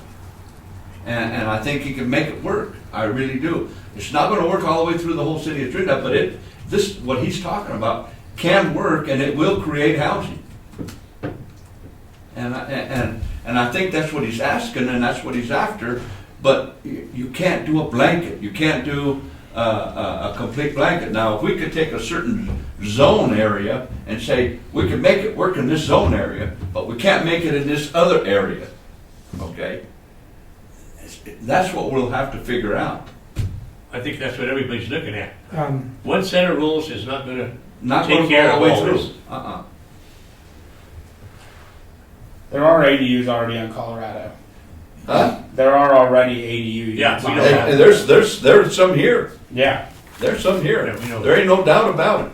There's several of them. When I used to pick trash in this community, I knew all the ADUs because they had a lot of trash, you know? But But they're internal, correct? No, there are some You know- outside as well. So one of the statements that we're kind of looking at, maybe two things that I haven't heard necessarily from you, Mr. Leone, that seems like we largely agree that something like coverage, maximum roof coverage, should be an important governing factor. What I'm hearing from you, Mr. Coker, is that you largely agree with that, but that accessory dwelling units should be smaller. Accessory dwelling units it's maybe a new term. It's a term that's kind of become popular in the last maybe decade or so, but it's not really a new concept. This is how neighborhoods have always grown, where as families grow, they build another building, or they add on to their house, and they continue to grow their residential structures with changing needs. As we get older, some people like to move into a smaller house as their kids move out, and their needs change. So sometimes our needs change to want a bigger house. Sometimes our needs change to want a smaller house. One thing that we have now is with the proportionality is it does limit that type of multi-generational housing because sometimes who moves into an accessory dwelling unit as your family grows or your kids come back from college, they want to move in with you. How do you organize that? And we're saying that there's one way you can organize that. You can build a smaller house, a very much smaller house in your backyard. There may be other needs that people have for those types of things. Or if you, as you get older, your kids move out, you're just one person in a big old house, you might want to move into a small house in the backyard and rent out your big house, which currently you can't do. Because accessory is defined in sort of in two different ways, both by design and by ownership and use. So we have a couple contradictions, I think, within the code that we want to work out, but we're also sending the message that if you start out with a small house and hope that your fortunes improve, you can't build a larger house on your same lot. Or if you live in a small house, your kids go away, they want to come back and live with you, but not in the same house with you, then you got to say, well, go find some other lot, go live somewhere, some other part of the city. Go You get a couldn't job. say, you couldn't say like, hey, I've got this 650 square foot house, but let's build a second story that's the same size, or let's put something in the backyard that's 1,000 square feet. So I did mention in the survey report how other cities do that. It's common enough to have a maximum square footage. It's a little bit uncommon to have a minimum. And the difference between our minimum and maximum is less than the size of a parking space. So how do you figure that, Si? What do you How do mean? you figure that, this parking space? It's about 200 square feet per parking space, 10 by That's correct. And That's so 10 by 20, right. So 850 to 1,000 is a difference of 150. That's how I figured it out. So he's just saying that our code is kind of arbitrary. So, well, our code says an ADU is a very specific size of unit. It is between 850 and 1,000, and that's a very little wiggle room. And so there's a very specific idea in mind of what an ADU is and how big it is. And so does that meet everybody's needs? When we look at the survey, one of the questions that was asked was how many bedrooms would be ideal for your current needs? The most common number was 3, 2 has shortly followed that with a significant difference. But most people said they needed 2 or 3 bedrooms. Right now, the limit on an ADU is a 2-bedroom addition, but most people say they need 3 bedrooms. Now, I didn't ask why they need 3 bedrooms. Maybe they want like an office because they're working from home or something. Like they might not have 3 people that need separate bedrooms in their house. But people are saying that they need 3 bedrooms. And so we're saying, kind of by our code, 1,000 square feet could fit 3 bedrooms, but 1,200 square feet would probably fit that better. So if we want ADUs to meet the needs that we currently have, is 1,000 square feet a meaningful limitation? Is that something that's giving Trinidad what Trinidad needs? And we can also think about, what if somebody's got an empty lot and they want to build a house in an ADU? From the neighbor's perspective, those are 2 houses next to each other. It doesn't really matter who owns them. And we're saying that one has to be tiny and one has to be huge. That's what our current code says. But we're very used to seeing similar sized houses next to each other all over the city. That's mostly what most neighborhoods look like. So if someone's starting with a blank slate and they want to have a house in an ADU, what is the meaning? Why? You know, we can tell them that one has to be tiny and one can be large, but if we tell them that, if that's what we say, I think we should be very clear about why that's important and what public interest is being served. I think we covered that spot when we said as long as it fit with the criteria, if it had the setbacks and all the... Well, not everybody agreed on that. Mr. Coker said that he still thinks it's important that the ADU is smaller than the primary house. So we kind of agreed on that, but not there wasn't consensus. Yeah, So we're still kind of working towards consensus on that. So I don't know. I mean, those are some ways of considering the topic that might bring us closer to consensus, or maybe not. Well, Sky, do you think that the ADUs are going to work throughout the whole city of Trinidad, or do you think that there's going to be areas that they will work and there's areas that they won't work? I think if we can come up with a good policy, it should apply across the city. See, but I kind of worry about that because, again, well, let's just talk about Colorado for a second, since we were on Colorado.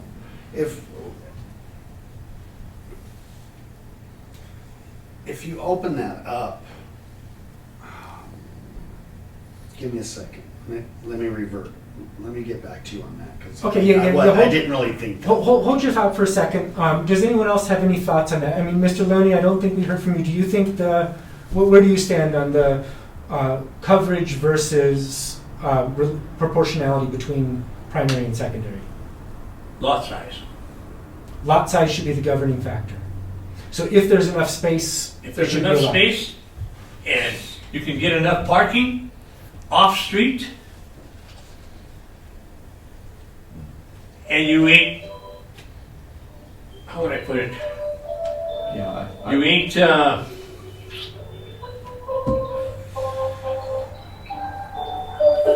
changing the character or appearance of the neighborhood, I would say that would be fine. So could you build a 1,200 square foot house? I guess that's what, when I think about this, I think about Trinidad, and I think about this area as opposed to this area. I could see it could work over here where I don't think it could work over here. And that's what worries me because we're opening it up so Big and broad. yeah, that's what So- worries me. I think Mr. Spain has his Go hand ahead, up. Chris. Thank you. So we kind of got, something happened just a minute ago that I want to point out. We went to letting our kids come home from college and live with us.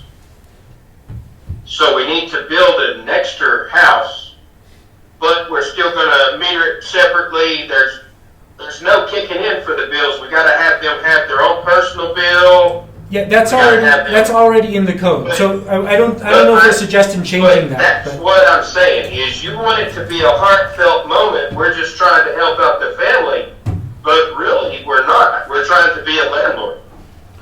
right. I don't quite understand. understand You that. see what I'm saying? Because they No, just I can't don't. chip in Hey, this $50 Dave, and they need to pay their own electric bill. That's not a heartfelt moment. That's being a landlord. Chris, I'm not sure I understand where you're coming from because that's already Okay, but because I'll explain it better. because you said Chris, the kids are going to come home from college and move in with us, so we need to build an additional dwelling unit Chris. or an accessory dwelling unit. Chris, Mr. By Spain. code that says that they have to be on their own meters and their own everything. So it is not, in fact, a heartfelt moment. It is being a landlord. If it was a heartfelt moment, that kid could say, Dad, here's $50, that's all I've got. Put it towards your electric bill. I'm staying in the bedroom. You see what I'm saying? Yeah, so if it's an accessory dwelling unit, that means it's not a roommate situation. It means it's a separate, That's exactly my point. right? And so That's in the exactly my point. Is so you tried to get it to be a roommate situation. I don't You said know we were where you're at there.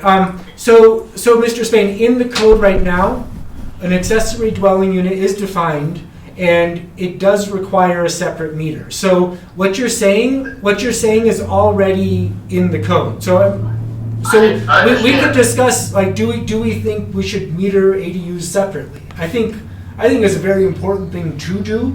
That's like one of the good aspects of our code is that we do require separate metering. And that seems to be reinforced by what Mr. Spain is saying, that separate metering is important. But that's maybe not what we're calling into question right now.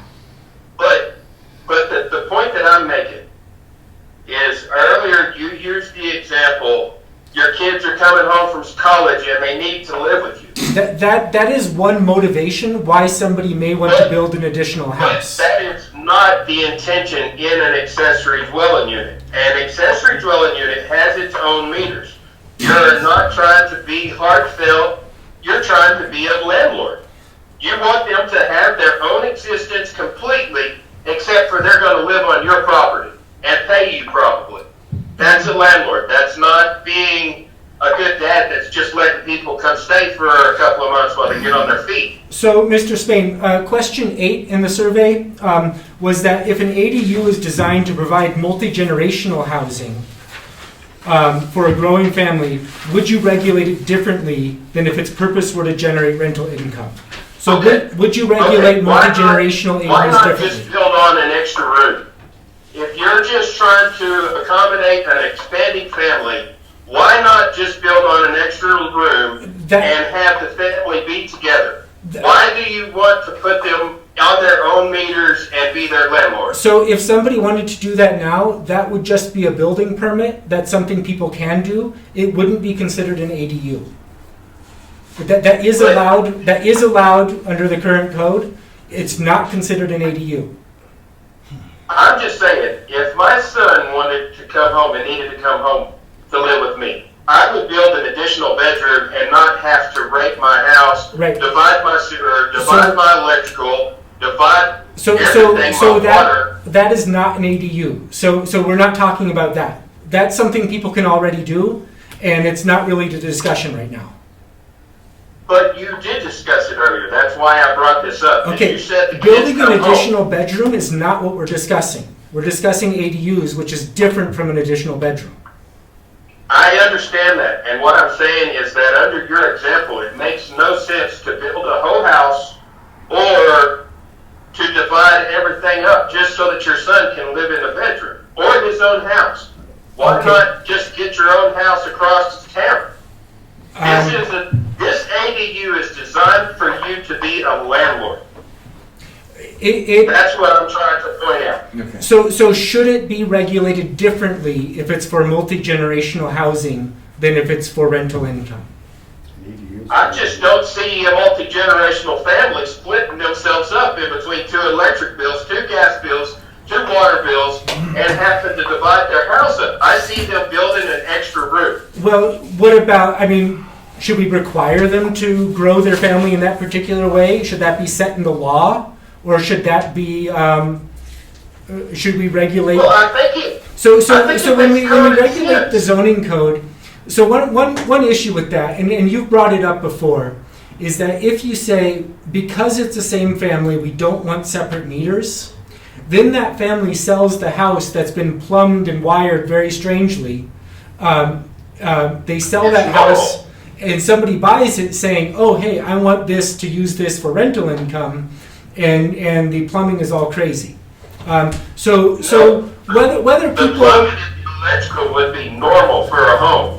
Dividing it up into an additional dwelling unit is what makes it abnormal. And whenever the person said, I want to use this as an additional dwelling unit, that would be their responsibility to divide electrical up and to take care of the code. All right. I'm just saying that this is designed to be a landlord. This is not designed to be, I just don't see it that way. You, as a family, you would never do these things. I would never tell my son, yeah, you can come live with me because I want to help you, but here's your share of the electric bill, here's your share of the water bill, here's your share. I don't see that. So you're saying you see that? a family shouldn't be able to build an ADU for their growing family. I just don't see that they would. They would say, I have an extra bedroom, you're welcome to stay in it. Not, I'm going to take a chainsaw and rip my house up so that you can stay in it. I think that the opportunity to build a unit that your son can stay in while he needs the help, but then when he moves out, that gives you opportunities. I mean, let's stay on track. We're trying to talk about accessory dwelling units. It doesn't really matter if it's a kid's, the reason. If you're going to build it, you're going to have to follow the rules. That means you have to have your own. You have to have your own meter. You have to do this. You have to do that. So, where in the code? Where in the I'm code? just saying, as your intention is to be a landlord in that situation. That's a possible I agree. intention. I agree with that because we're doing a different meter. We're doing all that. So where in the code? Exactly. See? Yeah. So where in the code are we going to worry about whether mom and dad are building this extra unit? Why does that matter to us? Well, I'm saying it shouldn't matter at all. We should treat them all as landlords. That's so, they don't care. so in a sense, you're right. It shouldn't matter, and I think the reason why it comes up as a question for me is because we have created an ADU ordinance, or we currently have an ADU ordinance that doesn't really seem to fit with multi-generational housing. It fits with like a large house, small house, landlord-tenant relationship only. And multi-generational housing often looks different from large house, small house, owner-tenant. Multi-generational, Thank you, Victor. incremental building often doesn't take that form, where the second house built is necessarily smaller than the first. So as we consider, the myriad reasons why people would want to build an ADU. For some people, it's for rental income. For other people, it's because they want a smaller house and they maybe see their current house as an asset. Who knows, right? I don't think our code should get into what people's motivations are, right. But multi-generational housing is an important consideration, and it's something that we've always done, and yet it's not something that the ADU ordinance fosters or facilitates well. So you always refer back to other areas. So how do other areas look at it? Do they have it broke down where it's different for No, I don't necessarily think it should be, and it rarely is. But I think it's one thing that's not accommodated currently. And so I'm not sure if that was intentional. If you were saying, hey, we want this to be like perhaps Mr. Spain is saying, this is specifically a project for creating landlords and distributing, rental properties. Or if we say we also want this to serve the purpose of allowing for facilitating multi-generational housing. So should it be regulated differently? Probably not. I think that would be a legal nightmare if someone ever challenged it. Right. But should it accommodate typical needs of multi-generational families, which currently it's not really written to reflect multi-generational families. So So maybe we should consider, what does a multi-generational family look like? What does a person motivated primarily by wanting some rental income look like? And how can we find a middle ground between those? Because those typically look different as architectural compounds. I think you're in the right direction as far as want to have an ADU, but I don't think you're correct when you say you want a blanket for the whole city of Trinidad. I don't think that will work. I personally, I don't think it will work. Okay? So the way our city is currently zoned is that we have, a couple of residential zoning categories that cover most of the city. So most of the city, if it's not a PUD, it's probably LDR, but we also have the residential estate, which is like Pinon Terrace or Reserve at Fisher's Peak. We also have the medium and high density residential. So if we're talking about a change to the zoning code, how we would do that is probably make a different rule for medium density and for low density.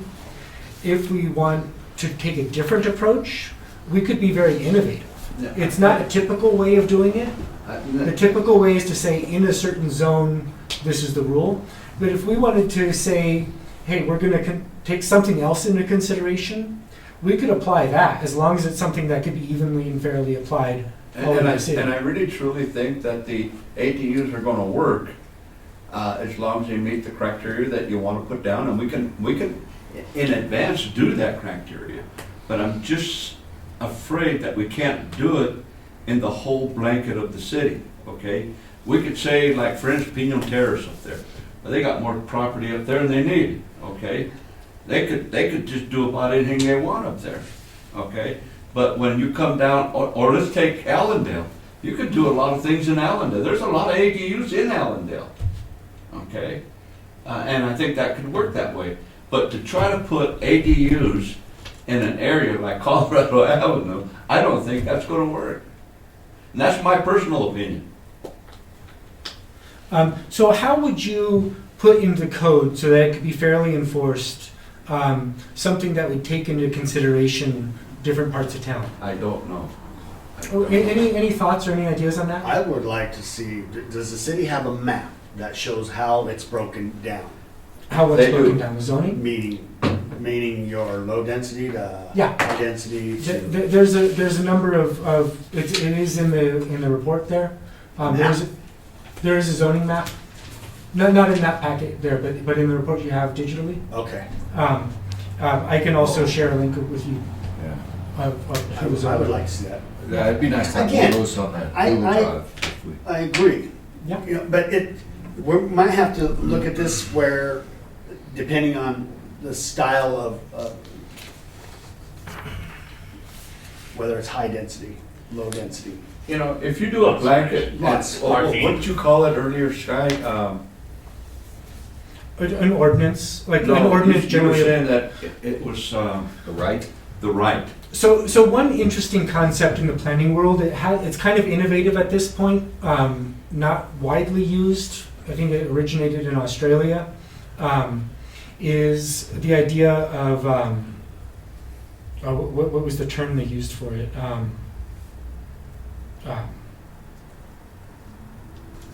I can't remember exactly the term they used, but it's the idea that neighbors on a block could organize to upzone their property. And so this is addressing the same kind of issue that Trinidad is facing, that most of the country is facing, where there's a shortage of housing, where the zoning code basically blocks development in most places, and so it forces new development out to the periphery, and it kind of prevents growth and progress in existing neighborhoods. And so what they said is, well, rather than having a city council at one point in time say, from now on and forever, this whole area has these set maximums. They said, well, if people on a block or in a certain area organize and petition council and say, hey, we want permission to say build ADUs in our block. We want everyone to have the right to build an ADU. Then that can happen on that block. And then it makes for a more complicated zoning map, or it's sort of, but it's the term they use is hyper-local zoning. And So that's where I'm going. instead of saying like, hey, there's one solution for everyone, you say there's an easy process for neighbors to petition a hyper-local change. And I totally agree with you. What you're talking about is So- not an impossibility. But what I'm talking about is, just like you said, this block you can do them, and this block you cannot do them. Okay? Right. That's what you're saying. But that wouldn't be for us to decide which blocks are which. That would be for neighbors, residents on those blocks to decide, not for an outside body. And I totally agree with that. You know, your neighbors are gonna have to come up out of the woodwork and make their spot. But I'm thinking the same way you're thinking there, is that it may not fit all the way on. Yeah, that's what you're saying. It may not fit with everybody. Well, And when we have the hearings, what But he's that, not saying that. He's saying that he wants to blanket Trinidad with. I know, but it's, I'm saying there's a lot of options, and what we're doing here is you guys are making a recommendation, not me. Okay, You're making So- a recommendation to council. I think we're going in the right direction, but we're not, I think we're crossed here a little bit, and we're not understanding exactly where you're coming from, Sky, okay? I think we're seeing two sides of this situation. I think you also agree the way we're talking. I think you understand that, and you want to lead us into a situation that, to see if we can make it work, okay? See if we can put together a certain package, and that's what you're after. And I think you also agree that it's not going to fit all over, okay? You don't want it that way, but I think you're going to have to find out that it's not going to go all over. And I think we can make it work exactly the way you're talking about, doing a blanket for for Allendale area, okay? We could do a blanket for the Pinot Terrace area, okay? And so this way, these people will not have to worry about. I guess an important question with the idea of making divisions within what's low-density residential, within that zone, which covers many of the established neighborhoods across town. If we did that, at what level should that decision be made of where it's appropriate and where it's not? Is that at planning and zoning level? Is that at council level? Is that at neighborhood? Should neighbors just sort that out amongst each other? I think At what level does that decision be made? I think it should be right here in his office. So, And I think the people should be making the decisions, because they come in here. so you would say blanket yes to anybody whose neighbors didn't complain? Pretty much. So maybe what we should do is say you need to get a signed letter of approval from your neighbors, and that could be administrative rather than. No, No, that's not what I'm saying. So What I'm saying if you is, can demonstrate approval from neighbors, that could be a condition on an ADU, then you're No, allowed to build one. And that's not what I'm saying. What I'm saying is, if that piece of property matches the ADU criteria meets the code. and meets the code and has the parking and all that stuff that goes with it, the neighbor has nothing to say about it. If we take Allendale, for instance, that neighbor does not have a choice. But to get this to that point, we're gonna have hearings and have people come in here and voice their opinion. Go ahead, Chris. Go ahead, Chris. I have a solution. Thank you very much, Mr. Leone. I have a solution. I believe that we could create another type of residential area, another zoning code. And in this zoning code, you could have the additional use building or the accessory use building, whatever you want to call it.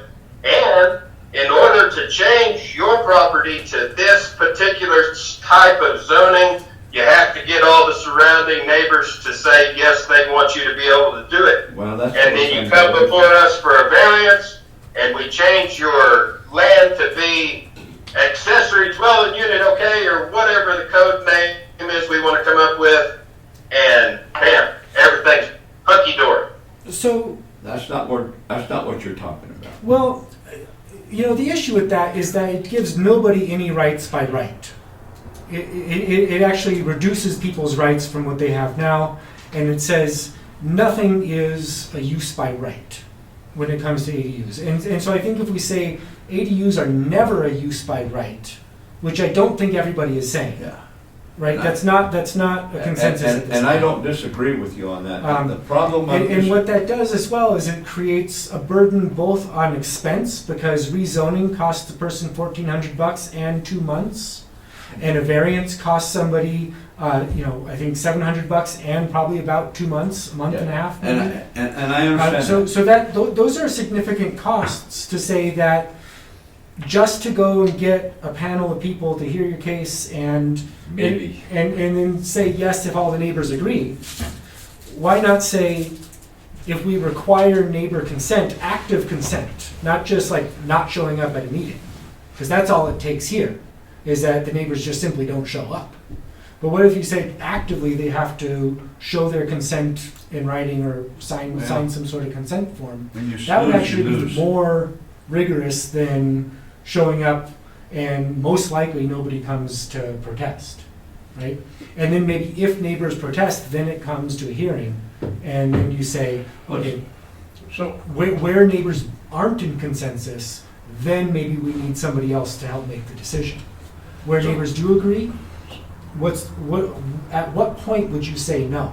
But at some And I point- think that's what the code should say, is like, if we can just decide now, let's say somebody wants one, their neighbors support it, or their neighbors don't support it, at what point would you say, yeah, that's a use you can do by right, even though your neighbors aren't happy? you know, That's how our code should be written, to take care of all these situations. when you look at this whole thing, we're talking about Trinidad not having enough houses or not having enough land. We got plenty of land. We're talking about changing neighborhoods to accommodate different varieties. Which is But- in our but- comprehensive plan. There's plenty of land. Why don't we just put this someplace where they can do that? There's a lot of reasons for that, and I would suggest reading like the density and infill chapters in the report I sent you. Instead of going to each neighborhood, low density residential, and changing the whole neighborhood, changing the density, why don't you just put it in a place and let them go put their small houses there? What do you think about the idea or the notion that neighborhoods change over time? Well, they probably do. Probably change over time. So should we? But leave you're it- trying to change a whole neighborhood So all at one time. no, nothing's going to happen all at once. If we completely got rid of the zoning code, probably nothing would change for 10 years, or it would change so incrementally that any particular street would look about the same 10 years from now. So no, nothing's going to change all at once. What we're allowing people to do and the barriers we put up to housing is what I'm saying should change. Actual change is going to be slow and incremental and distributed throughout the city. Most people won't notice. I think the established, But there is, if you say that, yeah, neighborhoods probably do change over time, and yet we have a zoning code that says it's illegal for this neighborhood to change. What if, That's a contradiction. what I if don't we, see where it says it's illegal. Well, if you're saying You've got a code that you've been you cannot following. build an ADU almost anywhere, it means that you cannot, the neighborhood cannot become more successful. It cannot be, as a neighborhood becomes a more desirable place to live, you would think people would build more housing units there, but that's not currently allowed in most of our neighborhoods. what if we And did, so this is one way to allow successful neighborhoods to embellish that success with more development.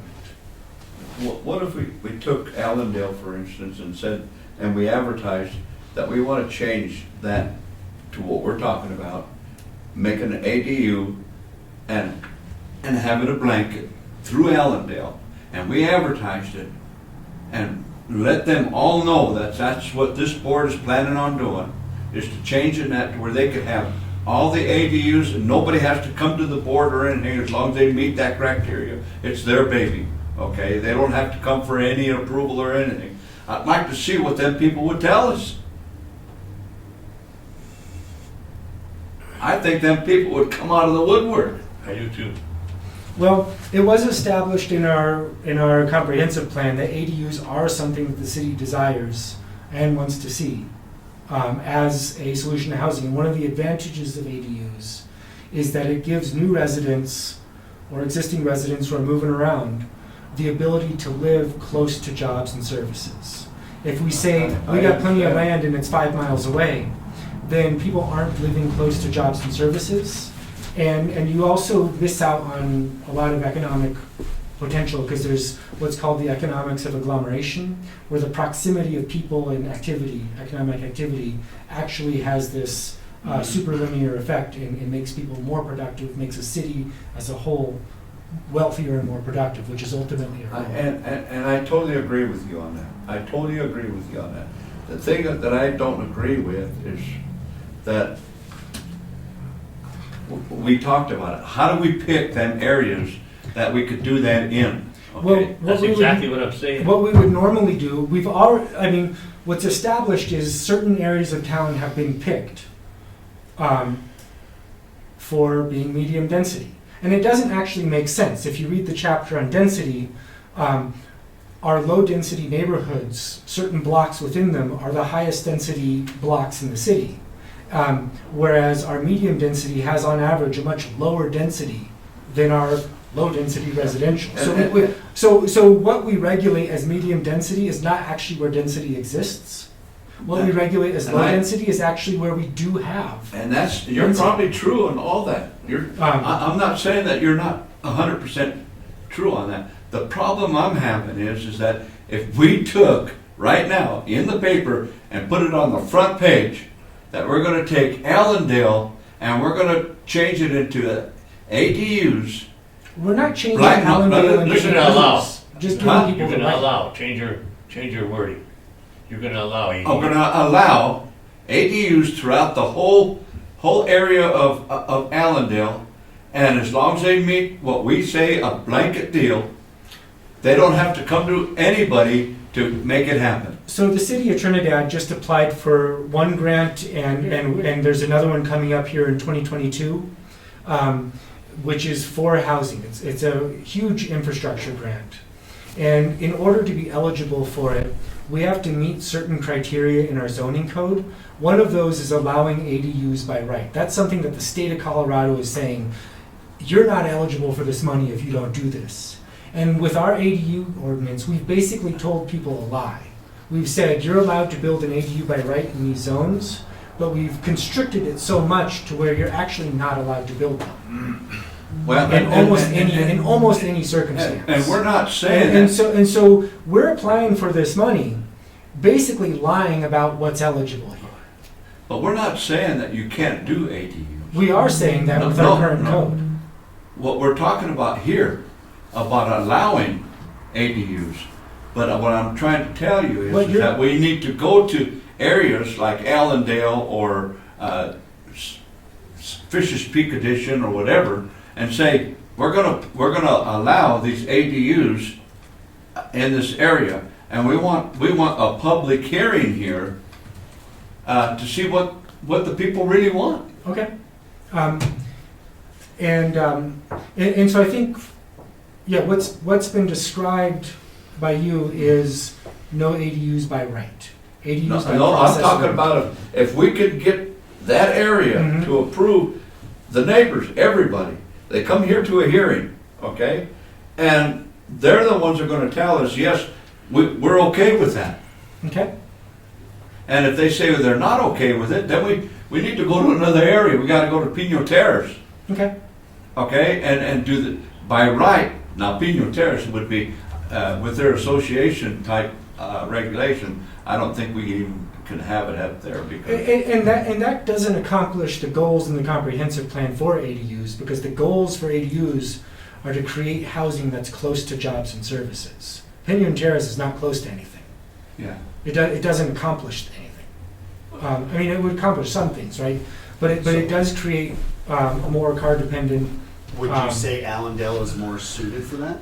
I think at some Because point. I agree that's no difference. When I Right. think about businesses and what's going on, If you think about Allendale today, it's not that different. But well, if you it's think not about that much closer to a whole bunch of right, amenities. so if you think about Allendale today, it's not very close to very much. But if you think about Allendale in 20 or 30 or 40 years, that could change. You know, like that's a a part of town already has some density. So could, So I don't- could that side of town, though. That side of town could change too. I mean, Well, Okay. right, so are we regulating neighborhoods that shouldn't ever change, or are we regulating neighborhoods that change? No, You know, I and the understand. neighborhoods that change are ones that allow change. Chris, go ahead. Thank you, sir. Okay, so I believe there's a couple of questions that we have to answer again. See, I think that whenever a person comes to our community and they buy a home, they kind of get into a contract with our community, with our town.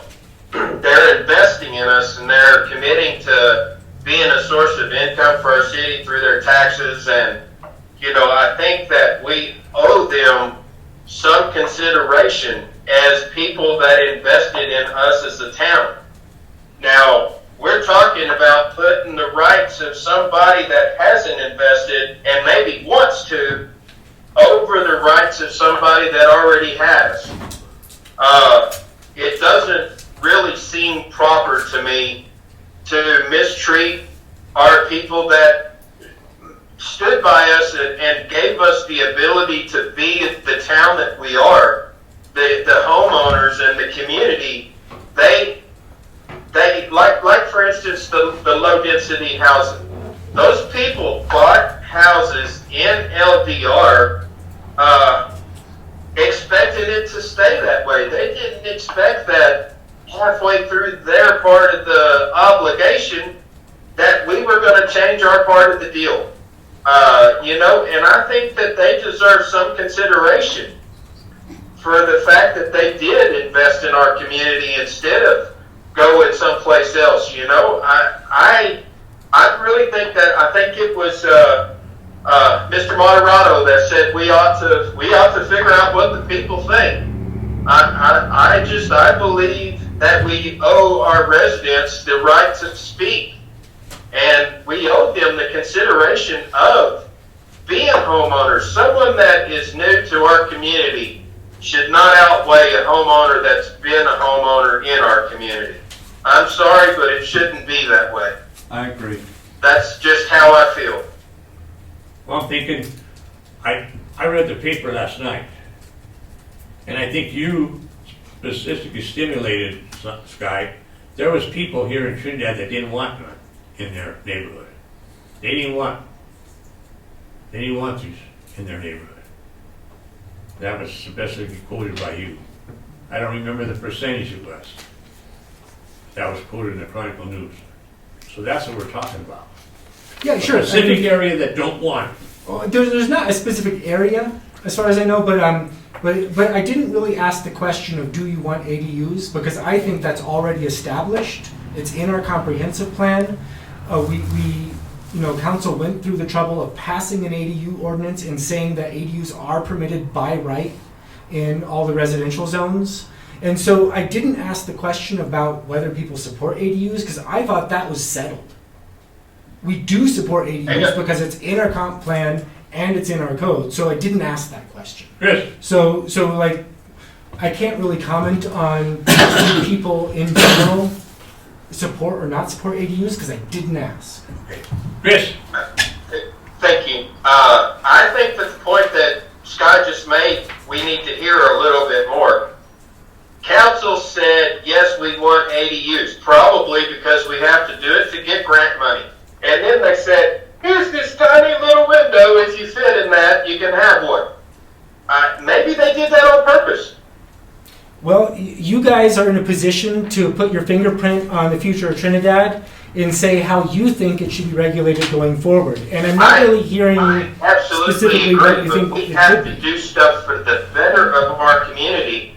And this brings about whole new other everythings. I mean, people like our community for a reason. I mean, if we take and we put all kinds of, let's just, bed and breakfasts, right? We allow ADUs, who's to say those ADUs ain't going to be bed and breakfasts? Correct. So every weekend, you're going to have a new neighbor. Now, are you telling me that you don't expect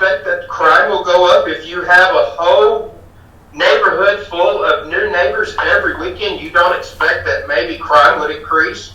Well, How are we going to deal with that? And Well- if we make those changes, didn't we have a negative effect? one way I mean, that other if we communities, if we turn our nice neighborhoods into crime areas where people are scared to be there, did we do our job as sitting on this? Because it's always my to benefit Trinidad and to think about what those long-term effects are going to be. You know, I know that we want housing. I know we do. I know we need it. Not too many But- people spending 300 a night or Hey, stealing let stuff. him talk. Okay.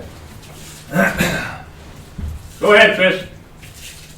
You know, I don't know what the solution is to this, because we're trying to make both sides of the argument happy, and we're trying to do it with a blanket idea, and I just don't know that you can't do it on an individual thing. Like I said, maybe the council made that window so small for a reason, so that way everybody that didn't fit into that small window had to come before us for a variance. so, Think about it. well, right now you wouldn't grant a variance to almost anybody because it's written in the code that almost nobody's allowed to do it. So, But that's not true. Every variance comes before us and we consider it individually.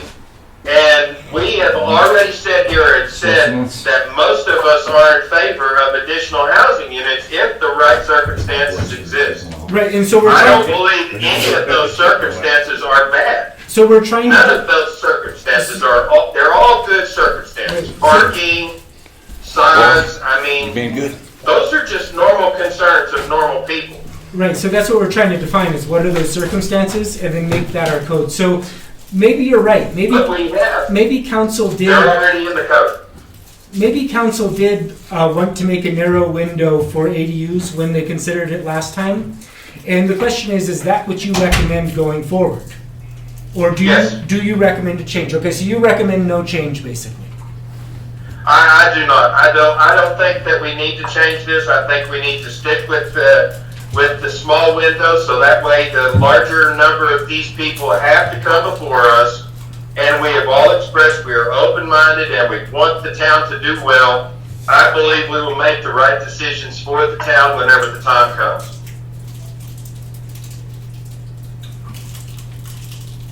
I agree with that wholeheartedly.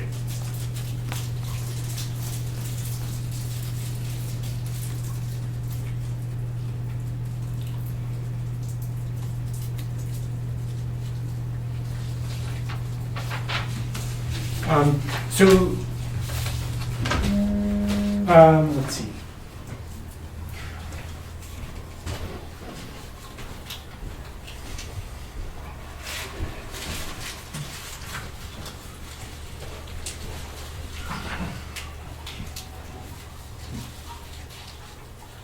I think we have made some progress here tonight.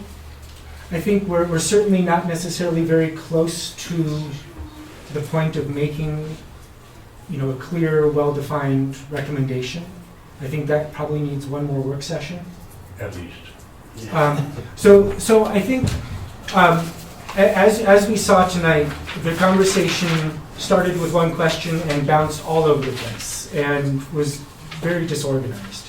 But I think. So let me just go. I think I'm not sure if you guys looked at it because some of the questions and comments made it seem like not. I did put together I think a fairly solid critique of our code, trying to keep it open-minded, open-ended, really not leading towards a particular conclusion, including looking at what other communities do.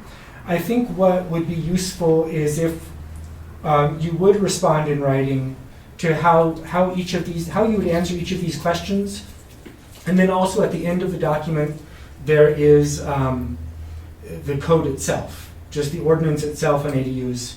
And if you would underline that, redline that with, specifically, maybe you don't want to make major changes or rethink sort of the concept, but we could change, 40% and make it same size as, or we could kind of change the dimensional standards and say, hey, we want to look at roof coverage rather than comparison.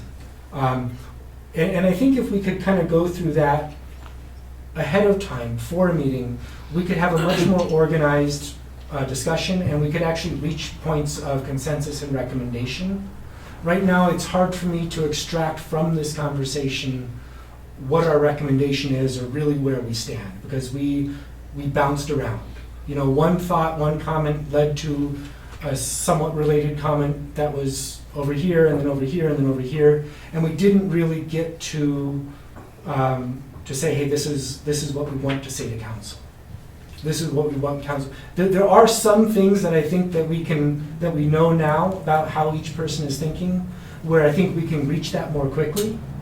And I think a way to spend one more session and get there would be to prepare responses in writing ahead of time. You know, maybe informed by tonight's discussion. You know, how you thought yesterday and how you think today may be different, and that's fine. But I think I would ask all of you guys to provide that, and then I can provide that back to you, so you can really kind of study each other's positions. And then I think we can have a very focused position saying, hey, we disagree on this point, let's make our case, let's come to consensus, let's hash it out. And I think even on the question of, do we want ADUs by right, or do we want everybody to come before PZBC, is not answered. Do we want a by right ordinance or a by variance only ordinance? That is not answered. And that is a very basic fundamental question that we absolutely can't really move forward without answering. Go ahead, Chris. Go ahead, Chris. Thank you, sir. I disagree. I think that we all basically said almost the same thing. I think the problem is we didn't say what you wanted us to. And I apologize for that. But I have a responsibility to the board, and responsibility to the community to speak what I hear the community say. And it may not be exactly what you want to hear. It's just going to have to be that way, because I took this job with that in mind.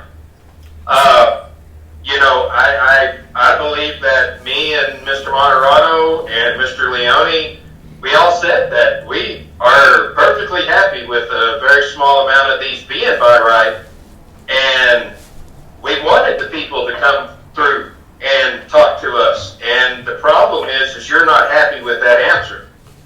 I don't know what to say to that. What I said, Chris, is on each of these points we haven't reached consensus, and our conversation is very disorganized. That's what I said. That's just, you're absolutely right. It was disorganized. It was an open discussion. I want to point out, how could we possibly put down in writing this meeting that we've had tonight? I mean, this would take a whole notebook. There's just no way that you can have an open discussion and pre-write it out. Now, I can write some notes, but I can't predict what you're going to say. And I am going to be able to respond to what you say, whether I write it down or not. Because that's why I'm here. And like I said, I believe that we were, pretty much all of us were saying the same thing. I mean, it sounded pretty opposed to changing a lot of this. I mean, was I wrong? I believe I heard John have his second thoughts.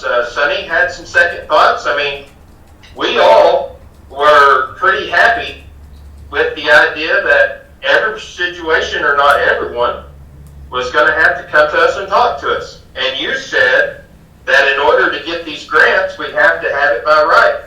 We do. We have a window this big where it is by right, and then everybody else can come speak to us. I don't understand what more to do. That's all I got.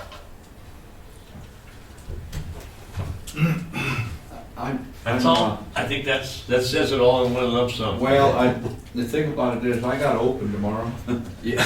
I gotta get up at 3:30, so. I think, can we do the fourth Tuesday as a, what do we do? The fourth Tuesday is the alternative work session? Yes. Can we plan on the fourth Tuesday for a What's the work date? session?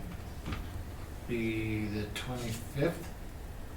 The 25th? Yes. I could do that. I could do that. I can Sure. do that. Okay, and I do make the request, and I will make it in writing, that you guys do prepare responses in writing, and I think that will help focus our conversation and reach consensus more quickly. We've been having so much problem with help, I tell you. I'm working my tail off. Well, that's a sign of success, huh? Got lots of work to do. Job security. Okay. What is that Tuesday? The 22nd? 25th? The 25th? You want to go to reports? We can do that, yeah. Chairman report. I have no report. I don't have a report. No report. Commissioners, No report. No report. planning director. Sky, We're always on the 2nd, so the 4th, 25th. No report. no report. Cool. Motion adjourned. Motion. Second. Second. Done. All right. Chris, thank you. Good night, guys. Good night, Chris. Yeah, thanks, bud. Happy New Year, everyone. Happy New Year. Yeah.